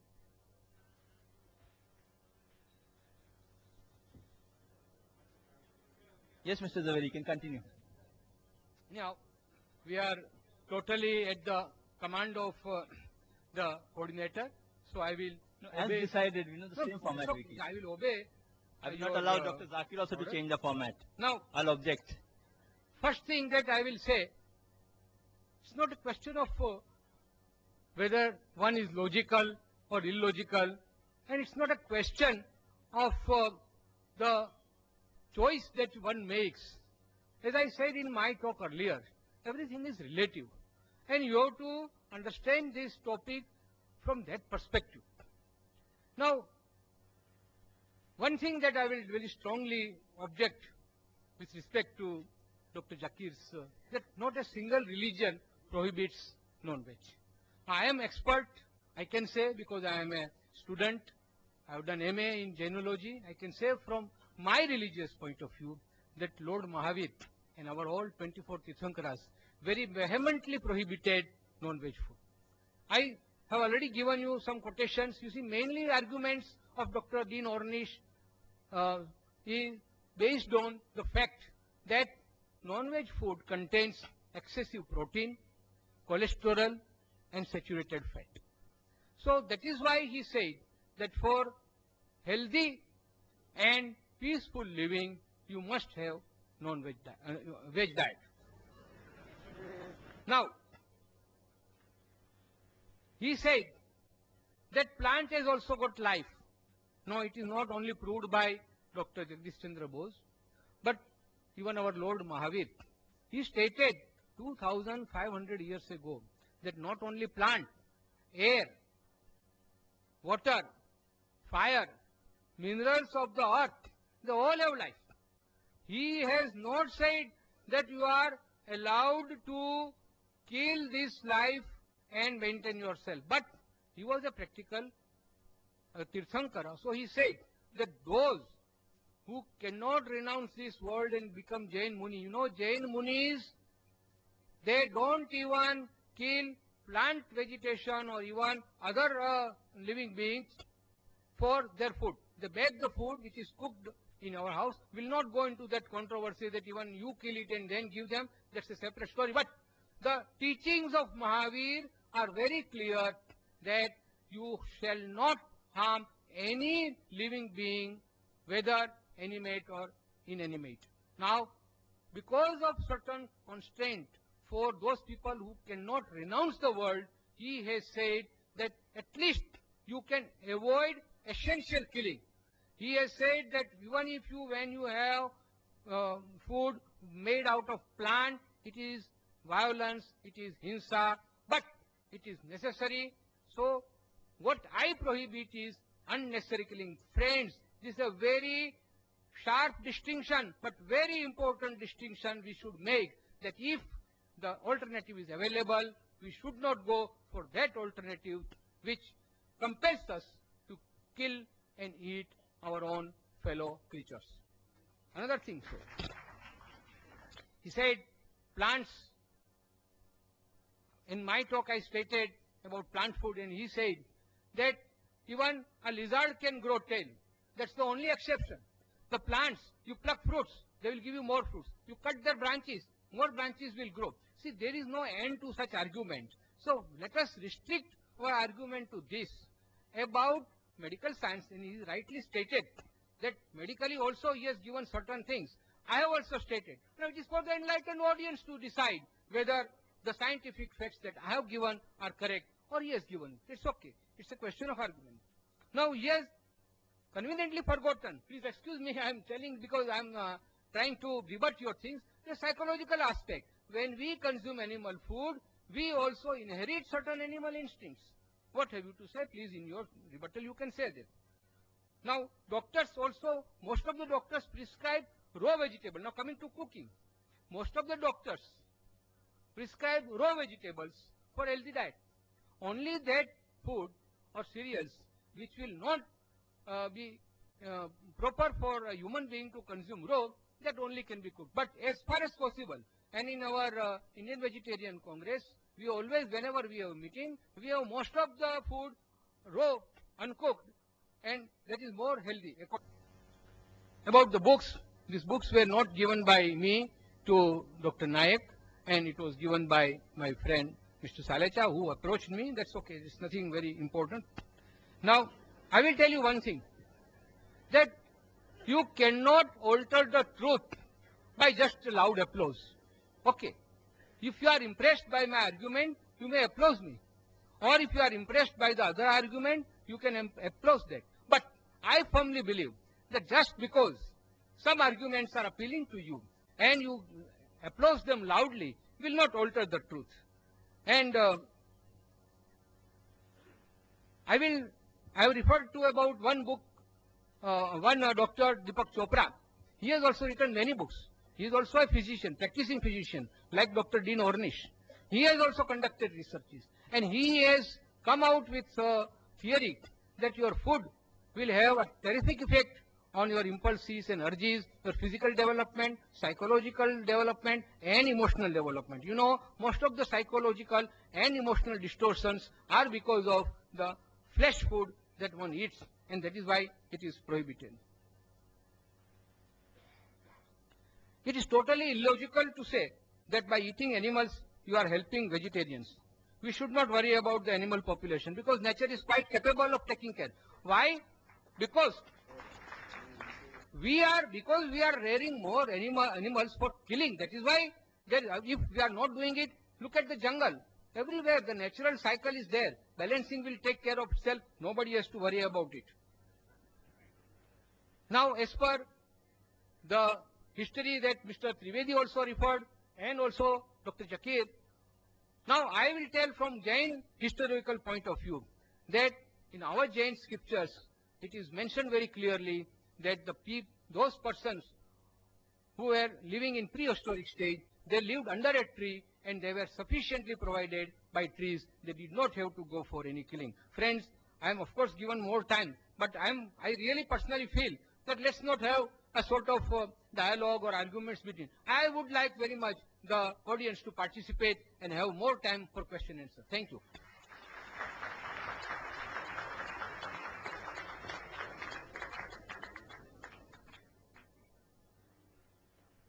Thank you, Mr. Zaveri. We have 5 minutes more. It's taking 5 minutes left. Now I call upon Dr. Zakir Naik to present his response to Mr. Rashmibh Zaveri for 15 minutes only.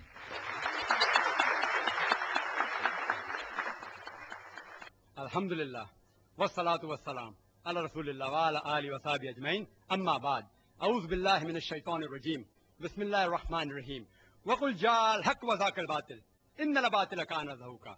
Nunazzilu minal Qur'ani ma huwa shifa'un wa rahmatul mu'minin wa la yazidu zalimin illa khasara. Bismillahir rahmanir rahim. Rabbi shrah li sadri wa yassir li amri wa hlul 'uqdatam min lisani yafqahu qawli. The respected people on the dais and my respected elders and my brothers and sisters, I welcome once again all of you with Islamic greetings. Assalamu alaikum wa rahmatullahi wa barakatuh. May peace, mercy and blessings of Allah subhanahu wa ta'ala be on all of you. I have not conveniently forgotten anything. If you realize I spoke maybe half minute more than the time allotted, so how can you say I conveniently forgot? If you give me even 5 hours more, if you're willing to stay, because you are the person who kept time restrictions, you know, less time 30, I had to bargain for 50 minutes. I would love to speak for 2 hours. Even full day, I can do it, because I'm a marathon speaker, alhamdulillah. I'm a non-vegetarian.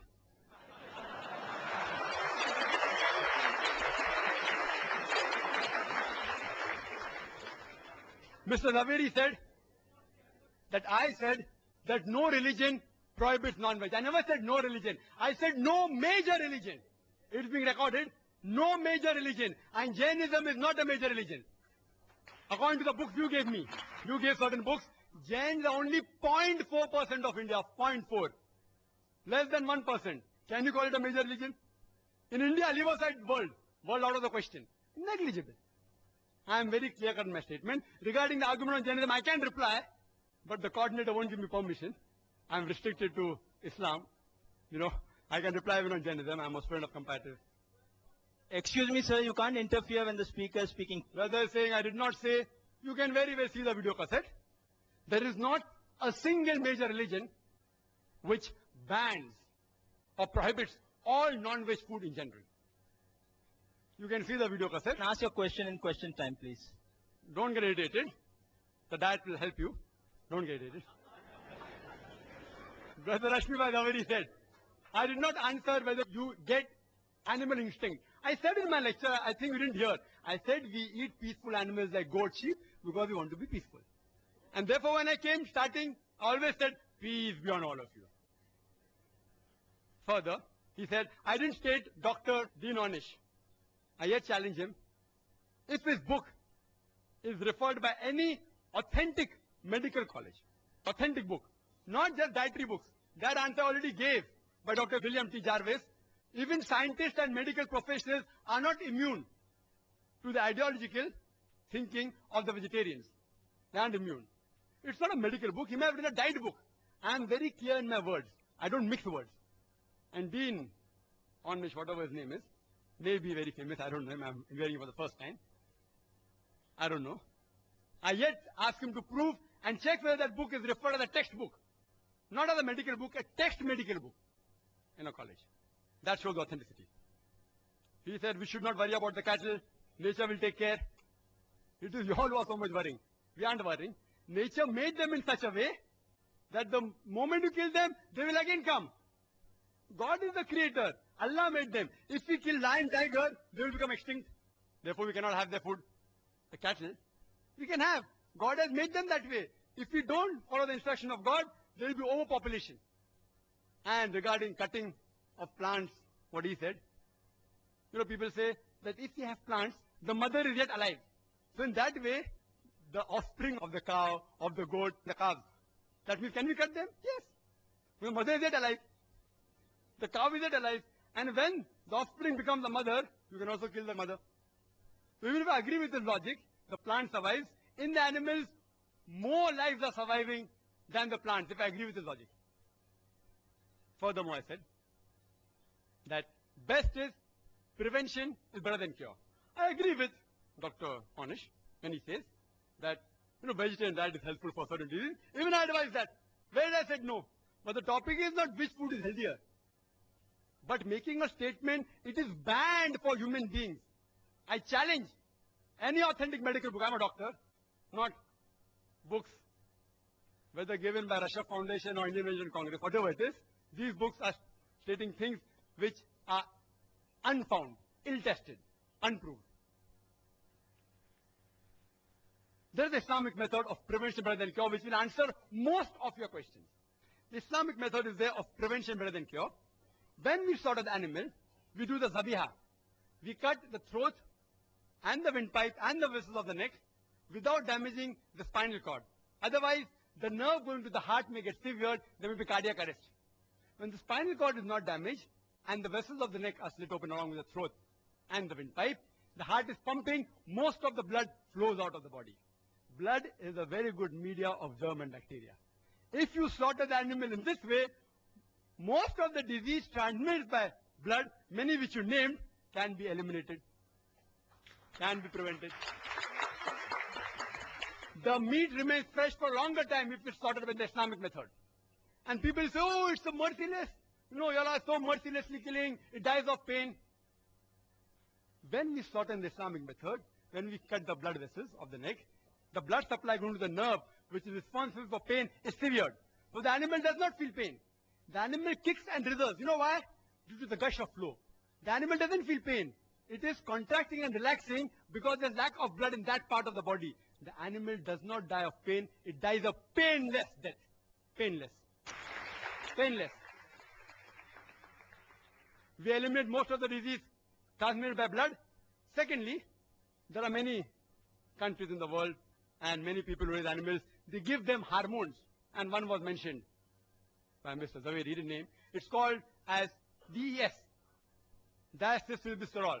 It's a hormone injected to cattle so that they become fat and you get more money for flesh. This is haram in Islam. Carcinogenic hormones. If ingested in animal, even if you slaughter by the zabiyah method, it is yet haram. It is zabiyah but not halal. It is zabiyah and haram. If the cattle are injected with hormones, you are not allowed to have those hormones. Neither are we allowed to have cows which are fed with non-veg. Because the Prophet said, any animal that is fed with non-veg, it is prohibited for you. After that, if you take care of hygienic conditions and cook the meat very well, most of the diseases which Mr. Zaveri spoke, or not all, most of them will be eliminated. And in the non-veg flesh food, the most dangerous, which is commonly eaten, is pork. It has more than 70 different diseases which you can get if you ingest pork. More than 70 different diseases. And one of them is ischemic heart disease, which he spoke about. Because pork has more of fat building material than muscle building material. It gets deposited on the walls of the vessels, causing atherosclerosis, hypertension, etc.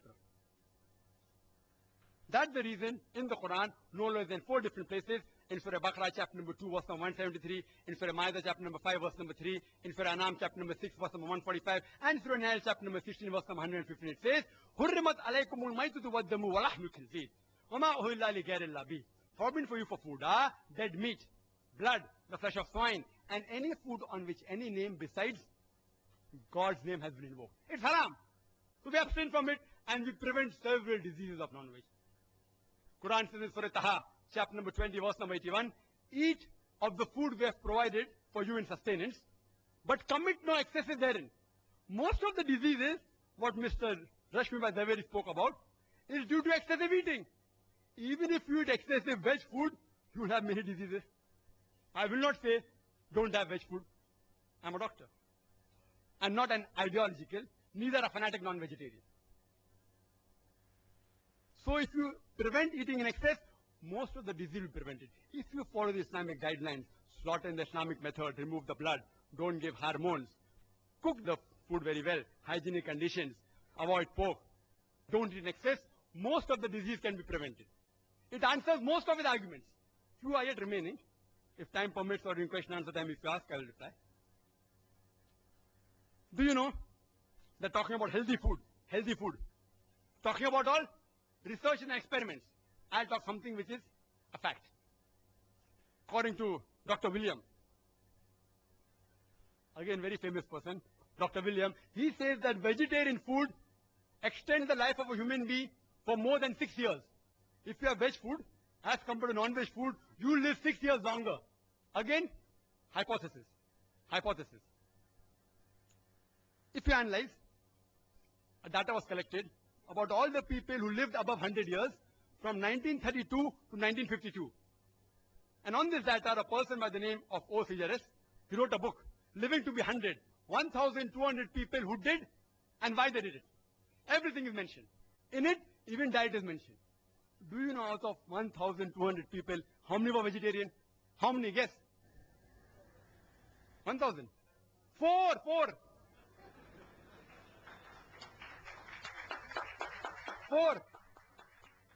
This survey wasn't done to prove veg food or non-veg food. It was done for other reasons. But even the diet was mentioned. It's a fact. It's not a research. It's a fact.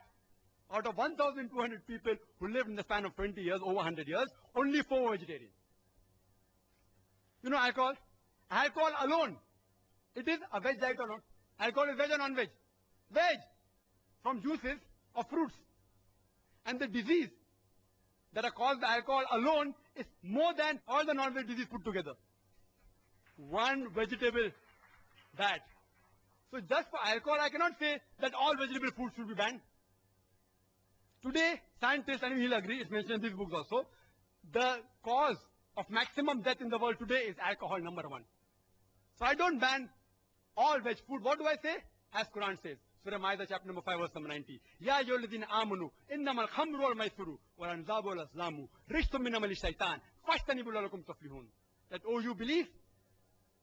Verily intoxicants and gambling and idol worship and dedication of stones and divination of arrows, these are Satan's handiwork. Abstain from it that you may prosper. Alcohol is a Satan's handiwork. Abstain from it. I only prohibit alcohol, not all veg food. And smoking. Second greatest cause of death in the world. Veg or non-veg? Veg. Can you prevent the alcoholic disease? Only way you can prevent is deferment it. It's easiest to be alcohol. Can you prevent smoking disease? Don't have tobacco. Only option is prohibition. If there is no prevention, then comes the question of prohibition. So alcohol is prohibited. There are more than 400 fatwas by Islamic scholars. Smoking is prohibited because there is no prevention. You know Kesari dal? Kesari dal? Indian government has banned it. It causes spastic paraplegia, staple food of Northwest Indians. Banned. Why? It causes death also. Spastic paraplegia. Alcohol. Many countries have banned, including Saudi Arabia, including states in India have banned it. Smoking in Singapore is banned in public places, in government places, in public transport. Kesari banned by India. If there's no prevention, then you can ban it. I do not know of a single government that has banned all non-veg food in general. Not a single. Yes, few non-veg food like pork, Saudi Arabia has banned. There's no prevention, ban it. If there's no prevention, then you prohibit it. And the debate was not which is better, which is healthier, veg or non-veg. The debate was, is non-veg food permitted or prohibited? I gave a list of more than 20 points. So I can very well say that Mr. Rashmibh conveniently stopped this talk 5 minutes before, not to answer these things. If you give me 1 hour more, I will continue speaking. Wild berries, they are poisonous. Strychnine, vegetable food, they are poisonous. Datura, poisonous. What's the solution? Don't have it. You know, water. Water has so many diseases transmitted. Cholera, paratyphoid, typhoid. It causes amoebiasis, giardiasis, roundworm, pinworm, viral hepatitis. I can go on talking. Only by water. What do? Do you ban water? You prevent it. You purify the water. The disease will be prevented. You know, milk. Milk has so many diseases. Shigella, cholera, paratyphoid, typhoid, tuberculosis, salmonellosis, brucellosis. I can go on listing. What do? Do you ban milk? What do? You pasteurize it. You don't ban it. You don't prohibit it. It's unmedical. Whether milk is non-veg or veg is a debatable topic. I won't argue on that. So if you cannot prevent the disease, then do you prohibit it? I have given various reasons, which Mr. Rashmibh hasn't replied. There's not a single government who has banned non-veg food in general. There's not a single major religion which has banned non-veg food in general. Therefore, I say that non-veg food is permitted, not prohibited. If I have hurt the feelings of any vegetarians while giving the replies to the speaker, I sincerely apologize from the bottom of my heart. I would like to end the talk by giving the quotation of the glorious Quran from Surah Isra, chapter number 17, verse number 81, which says, وَقُلْ جَاءَ الْحَقُّ وَزَاقَ الْبَاطِلُ إِنَّ الْبَاطِلَ كَانَ زَهُوقًا. When truth is heard against falsehood, falsehood perishes. For falsehood is by its nature bound to perish. وَآخِرُ دَعْوَانَا الْحَمْدُ لِلَّهِ رَبِّ الْعَالَمِينَ.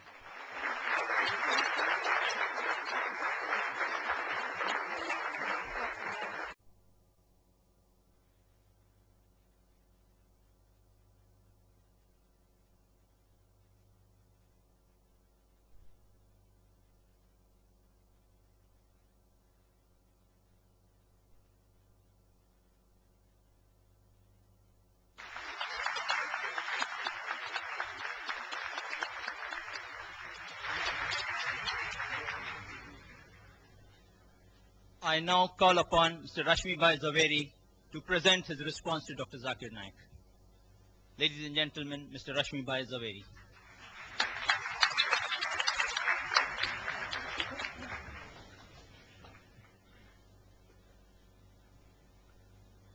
First of all, I really thank Dr. Zakir Naik for giving me the choice whether I would like to still remain a vegetarian or non-vegetarian.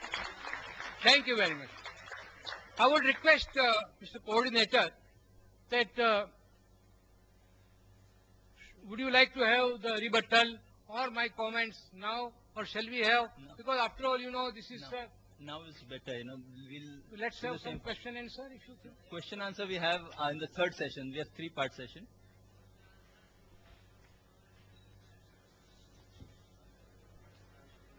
Yes, Mr. Zaveri, you can continue. Now, we are totally at the command of the coordinator, so I will As obey. decided, the same format we keep. I will obey. I will your, not allow Dr. Zakir also to order. change the format. Now, I'll object. first thing that I will say, it's not a question of whether one is logical or illogical, and it's not a question of the choice that one makes. As I said in my talk earlier, everything is relative, and you have to understand this topic from that perspective. Now, one thing that I will very strongly object with respect to Dr. Zakir's, that not a single religion prohibits non-veg. I am expert, I can say, because I am a student. I have done MA in Jainology. I can say from my religious point of view that Lord Mahavir and our all 24 Tirthankaras very vehemently prohibited non-veg food. I have already given you some quotations. You see, mainly arguments of Dr. Dean Ornish is based on the fact that non-veg food contains excessive protein, cholesterol and saturated fat. So that is why he said that for healthy and peaceful living, you must have non-veg veg diet. Now, he said that plant has also got life. No, it is not only proved by Dr. Jagdish Chandra Bose, but even our Lord Mahavir. He stated 2500 years ago that not only plant, air, water, fire, minerals of the earth, they all have life. He has not said that you are allowed to kill this life and maintain yourself. But he was a practical Tirthankara. So he said that those who cannot renounce this world and become Jain Muni, you know, Jain Munis, they don't even kill plant vegetation or even other living beings for their food. They bake the food which is cooked in our house. Will not go into that controversy that even you kill it and then give them. That's a separate story. But the teachings of Mahavir are very clear that you shall not harm any living being, whether animate or inanimate. Now, because of certain constraint for those people who cannot renounce the world, he has said that at least you can avoid essential killing. He has said that even if you, when you have food made out of plant, it is violence, it is hinsa, but it is necessary.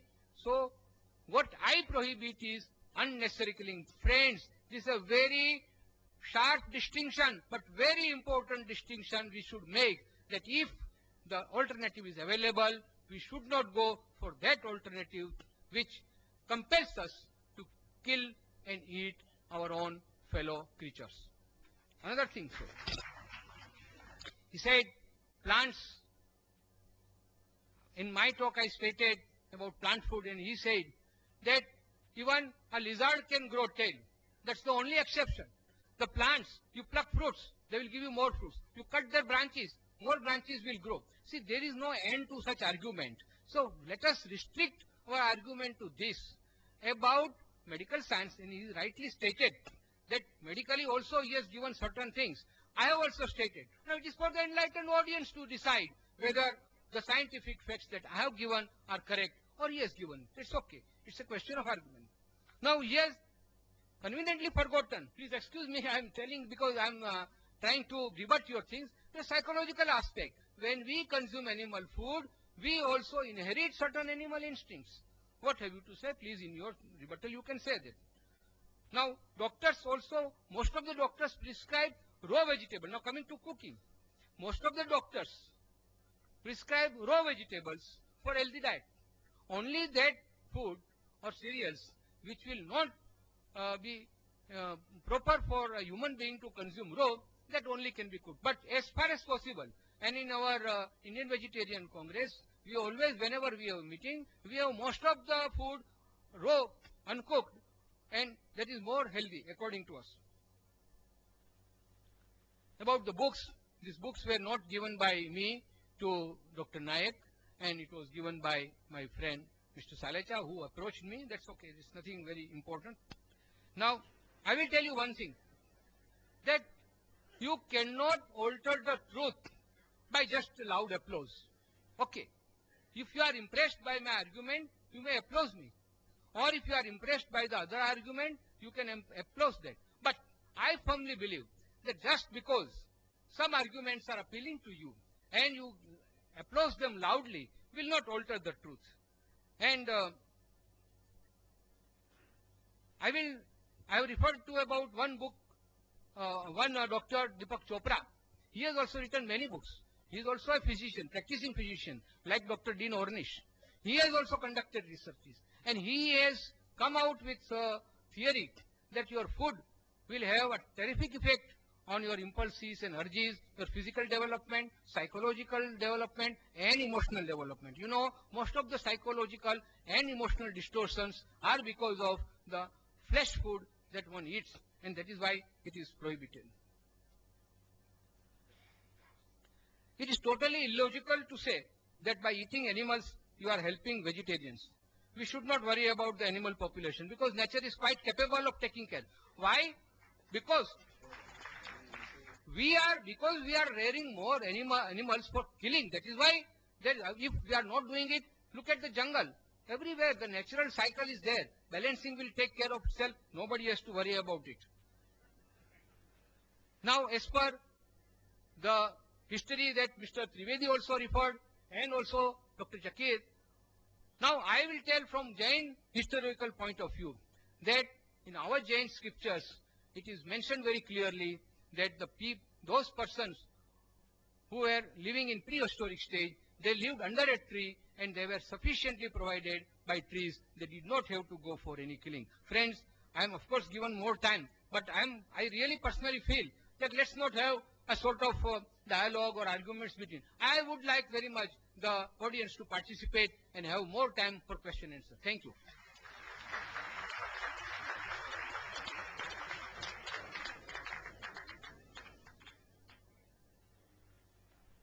Thank you, Mr. Zaveri. We have 5 minutes more. It's taking 5 minutes left. Now I call upon Dr. Zakir Naik to present his response to Mr. Rashmibh Zaveri for 15 minutes only.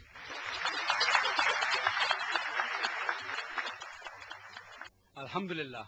Wassalatu wassalam. Ala Rasulillah wa ala ali wa sahbihi ajmain. Amma ba'd. A'udhu billahi minash shaitanir rajim. Bismillahir rahmanir rahim. Wa qul ja'al haqq wa zaqal batil. Innal batila kana zahuqa. ونزل من القرآن ما هو الشفاء ورحمة للمؤمنين ولا يزيد الظالمين إلا خسارة. بسم الله الرحمن الرحيم. رب اشرح لي صدري ويسر لي أمري واحلل عقدة من لساني يفقهوا قولي. The respected people on the dais and my respected elders and my brothers and sisters, I welcome once again all of you with Islamic greetings. Assalamu alaikum wa rahmatullahi wa barakatuh. May peace, mercy and blessings of Allah subhanahu wa ta'ala be on all of you. I have not conveniently forgotten anything. If you realize I spoke maybe half minute more than the time allotted, so how can you say I conveniently forgot? If you give me even 5 hours more, if you're willing to stay, because you are the person who kept time restrictions, you know, less time 30, I had to bargain for 50 minutes. I would love to speak for 2 hours, even full day. I can do it, because I'm a marathon speaker, alhamdulillah. I'm a non-vegetarian.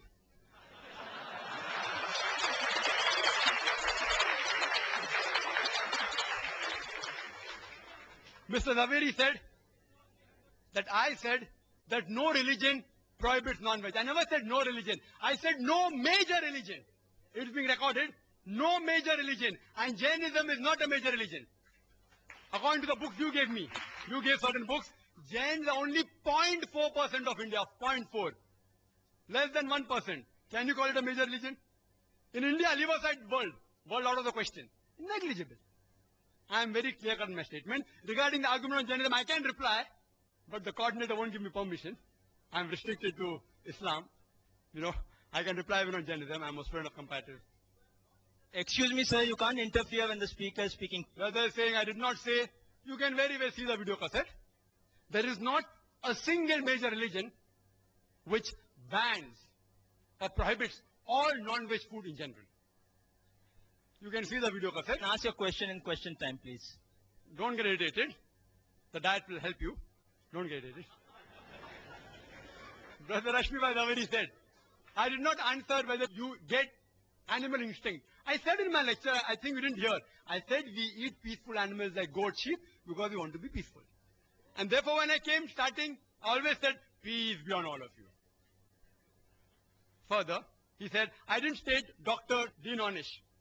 I yet challenge him. If his book is referred by any authentic medical college, authentic book, not just dietary books, that answer I already gave by Dr. William T. Jarvis. Even scientists and medical professionals are not immune to the ideological thinking of the vegetarians. They aren't immune. It's not a medical book. He may have written a diet book. I am very clear in my words. I don't mix words. And Dean Ornish, whatever his name is, may be very famous. I don't know him. I'm hearing for the first time. I don't know. I yet ask him to prove and check whether that book is referred as a textbook. Not as a medical book, a text medical book in a college. That shows authenticity. He said we should not worry about the cattle. Nature will take care. It is you all who are so much worrying. We aren't worrying. Nature made them in such a way that the moment you kill them, they will again come. God is the creator. Allah made them. If we kill lion, tiger, they will become extinct. Therefore, we cannot have their food. The cattle, we can have. God has made them that way. If we don't follow the instruction of God, there will be overpopulation. And regarding cutting of plants, what he said, people say that if we have plants, the mother is yet alive. So in that way, the offspring of the cow, of the goat, the calves, that means can we cut them? Yes. The mother is yet alive. The cow is yet alive. And when the offspring becomes the mother, you can also kill the mother. So even if I agree with this logic, the plant survives. In the animals, more lives are surviving than the plants, if I agree with this logic. Furthermore, I said that best is prevention is better than cure. I agree with Dr. Onish when he says that vegetarian diet is helpful for certain diseases. Even I advise that. Where I said no. But the topic is not which food is healthier. But making a statement, it is banned for human beings. I challenge any authentic medical book. I'm a doctor, not books, whether given by Russia Foundation or Indian Vegetarian Congress, whatever it is. These books are stating things which are unfound, ill-tested, unproved. There is the Islamic method of prevention better than cure, which will answer most of your questions. The Islamic method is there of prevention better than cure. When we slaughter the animal, we do the zabiha. We cut the throat and the windpipe and the vessels of the neck without damaging the spinal cord. Otherwise, the nerve going to the heart may get severed, there may be cardiac arrest. When the spinal cord is not damaged and the vessels of the neck are slit open along with the throat and the windpipe, the heart is pumping, most of the blood flows out of the body. Blood is a very good media of germ and bacteria. If you slaughter the animal in this way, most of the disease transmitted by blood, many which you named, can be eliminated, can be prevented. The meat remains fresh for a longer time if it's slaughtered with the Islamic method. And people say, oh, it's so merciless. No, you are so mercilessly killing, it dies of pain. When we slaughter in the Islamic method, when we cut the blood vessels of the neck, the blood supply going to the nerve, which is responsible for pain, is severed. So the animal does not feel pain. The animal kicks and reserves. You know why? Due to the gush of flow. The animal doesn't feel pain. It is contracting and relaxing because there's lack of blood in that part of the body. The animal does not die of pain. It dies a painless death. Painless. Painless. We eliminate most of the disease transmitted by blood. Secondly, there are many countries in the world and many people who raise animals. They give them hormones. And one was mentioned by Mr. Zaveri, his name. It's called as DES, diacylglycerol. It's a hormone injected to cattle so that they become fat and you get more money for flesh. This is haram in Islam. Carcinogenic hormones, if ingested in animal, even if you slaughter by the zabiyah method, it is yet haram. It is zabiyah but not halal. It is zabiyah and haram. If the cattle are injected with hormones, you are not allowed to have those hormones. Neither are we allowed to have cows which are fed with non-veg. Because the Prophet said, any animal that is fed with non-veg, it is prohibited for you. After that, if you take care of hygienic conditions and cook the meat very well, most of the diseases which Mr. Zaveri spoke, or not all, most of them will be eliminated. And in the non-veg flesh food, the most dangerous, which is commonly eaten, is pork. It has more than 70 different diseases which you can get if you ingest pork. More than 70 different diseases. And one of them is ischemic heart disease, which he spoke about. Because pork has more of fat building material than muscle building material, it gets deposited on the walls of the vessels, causing atherosclerosis, hypertension, etc. That's the reason in the Quran, no less than 4 different places, in Surah Baqarah chapter number 2 verse number 173, in Surah Ma'idah chapter number 5 verse number 3, in Surah Anam chapter number 6 verse number 145, and Surah Nahl chapter number 16 verse number 115, it says, Hurrimat alaykumul maytatu waddamu wa lahmul khinzir, wa ma uhilla li ghayrillah bih. Forbidden for you for food, dead meat, blood, the flesh of swine, and any food on which any name besides God's name has been invoked. It's haram. So we abstain from it and we prevent several diseases of non-veg. Quran says in Surah Taha, chapter number 20, verse number 81, eat of the food we have provided for you in sustenance, but commit no excesses therein. Most of the diseases, what Mr. Rashmibh spoke about, is due to excessive eating. Even if you eat excessive veg food, you will have many diseases. I will not say, don't have veg food. I'm a doctor. I'm not an ideological, neither a fanatic non-vegetarian. So if you prevent eating in excess, most of the disease will be prevented. If you follow the Islamic guidelines, slaughter in the Islamic method, remove the blood, don't give hormones, cook the food very well, hygienic conditions, avoid pork, don't eat in excess, most of the disease can be prevented. It answers most of his arguments. Few are yet remaining. If time permits or during question and answer time, if you ask, I will reply. Do you know that talking about healthy food, talking about all research and experiments, I'll talk something which is a fact. According to Dr. William, again very famous person, Dr. William, he says that vegetarian food extends the life of a human being for more than 6 years. If you have veg food, as compared to non-veg food, you will live 6 years longer. Again, hypothesis. If you analyze, data was collected about all the people who lived above 100 years from 1932 to 1952. And on this data, a person by the name of O. Sejaris, he wrote a book, Living to be 100, 1,200 people who did and why they did it. Everything is mentioned. In it, even diet is mentioned. Do you know out of 1,200 people, how many were vegetarian? How many? Guess. 1,000. Four.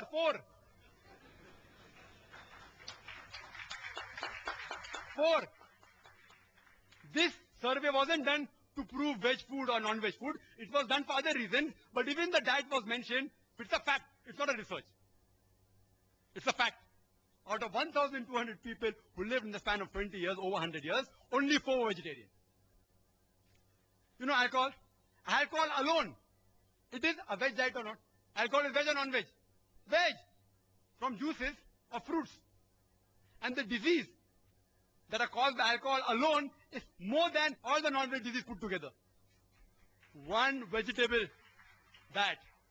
So just for alcohol, I cannot say that all vegetable food should be banned.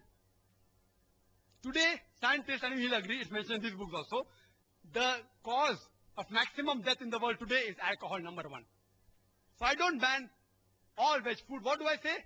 As Quran says, Surah Ma'idah chapter number 5 verse number 90. Ya ayyuhalladhina amanu innamal khamru wal maisuru wal anzabu wal azlamu rijsun min amali shaitan fajtanibu la'allakum tuflihun. That, oh, you believe? Verily intoxicants and gambling and idol worship and dedication of stones and the vanishing of arrows, these are Satan's handiwork. Abstain from it that you may prosper. Alcohol is a Satan's handiwork. Abstain from it. I only prohibit alcohol, not all veg food. And smoking. Second greatest cause of death in the world. Veg or non-veg? Veg. Can you prevent the alcoholic disease? Only way you can prevent is deferment it. It ceases to be alcohol. Can you prevent smoking disease? Don't have tobacco. Only option is prohibition. If there is no prevention, then comes the question of prohibition. So alcohol is prohibited. There are more than 400 fatwas by Islamic scholars. Smoking is prohibited because there is no prevention. You know Kesari dal? Kesari dal? Indian government has banned it. It causes spastic paraplegia. Staple food of Northwest Indians.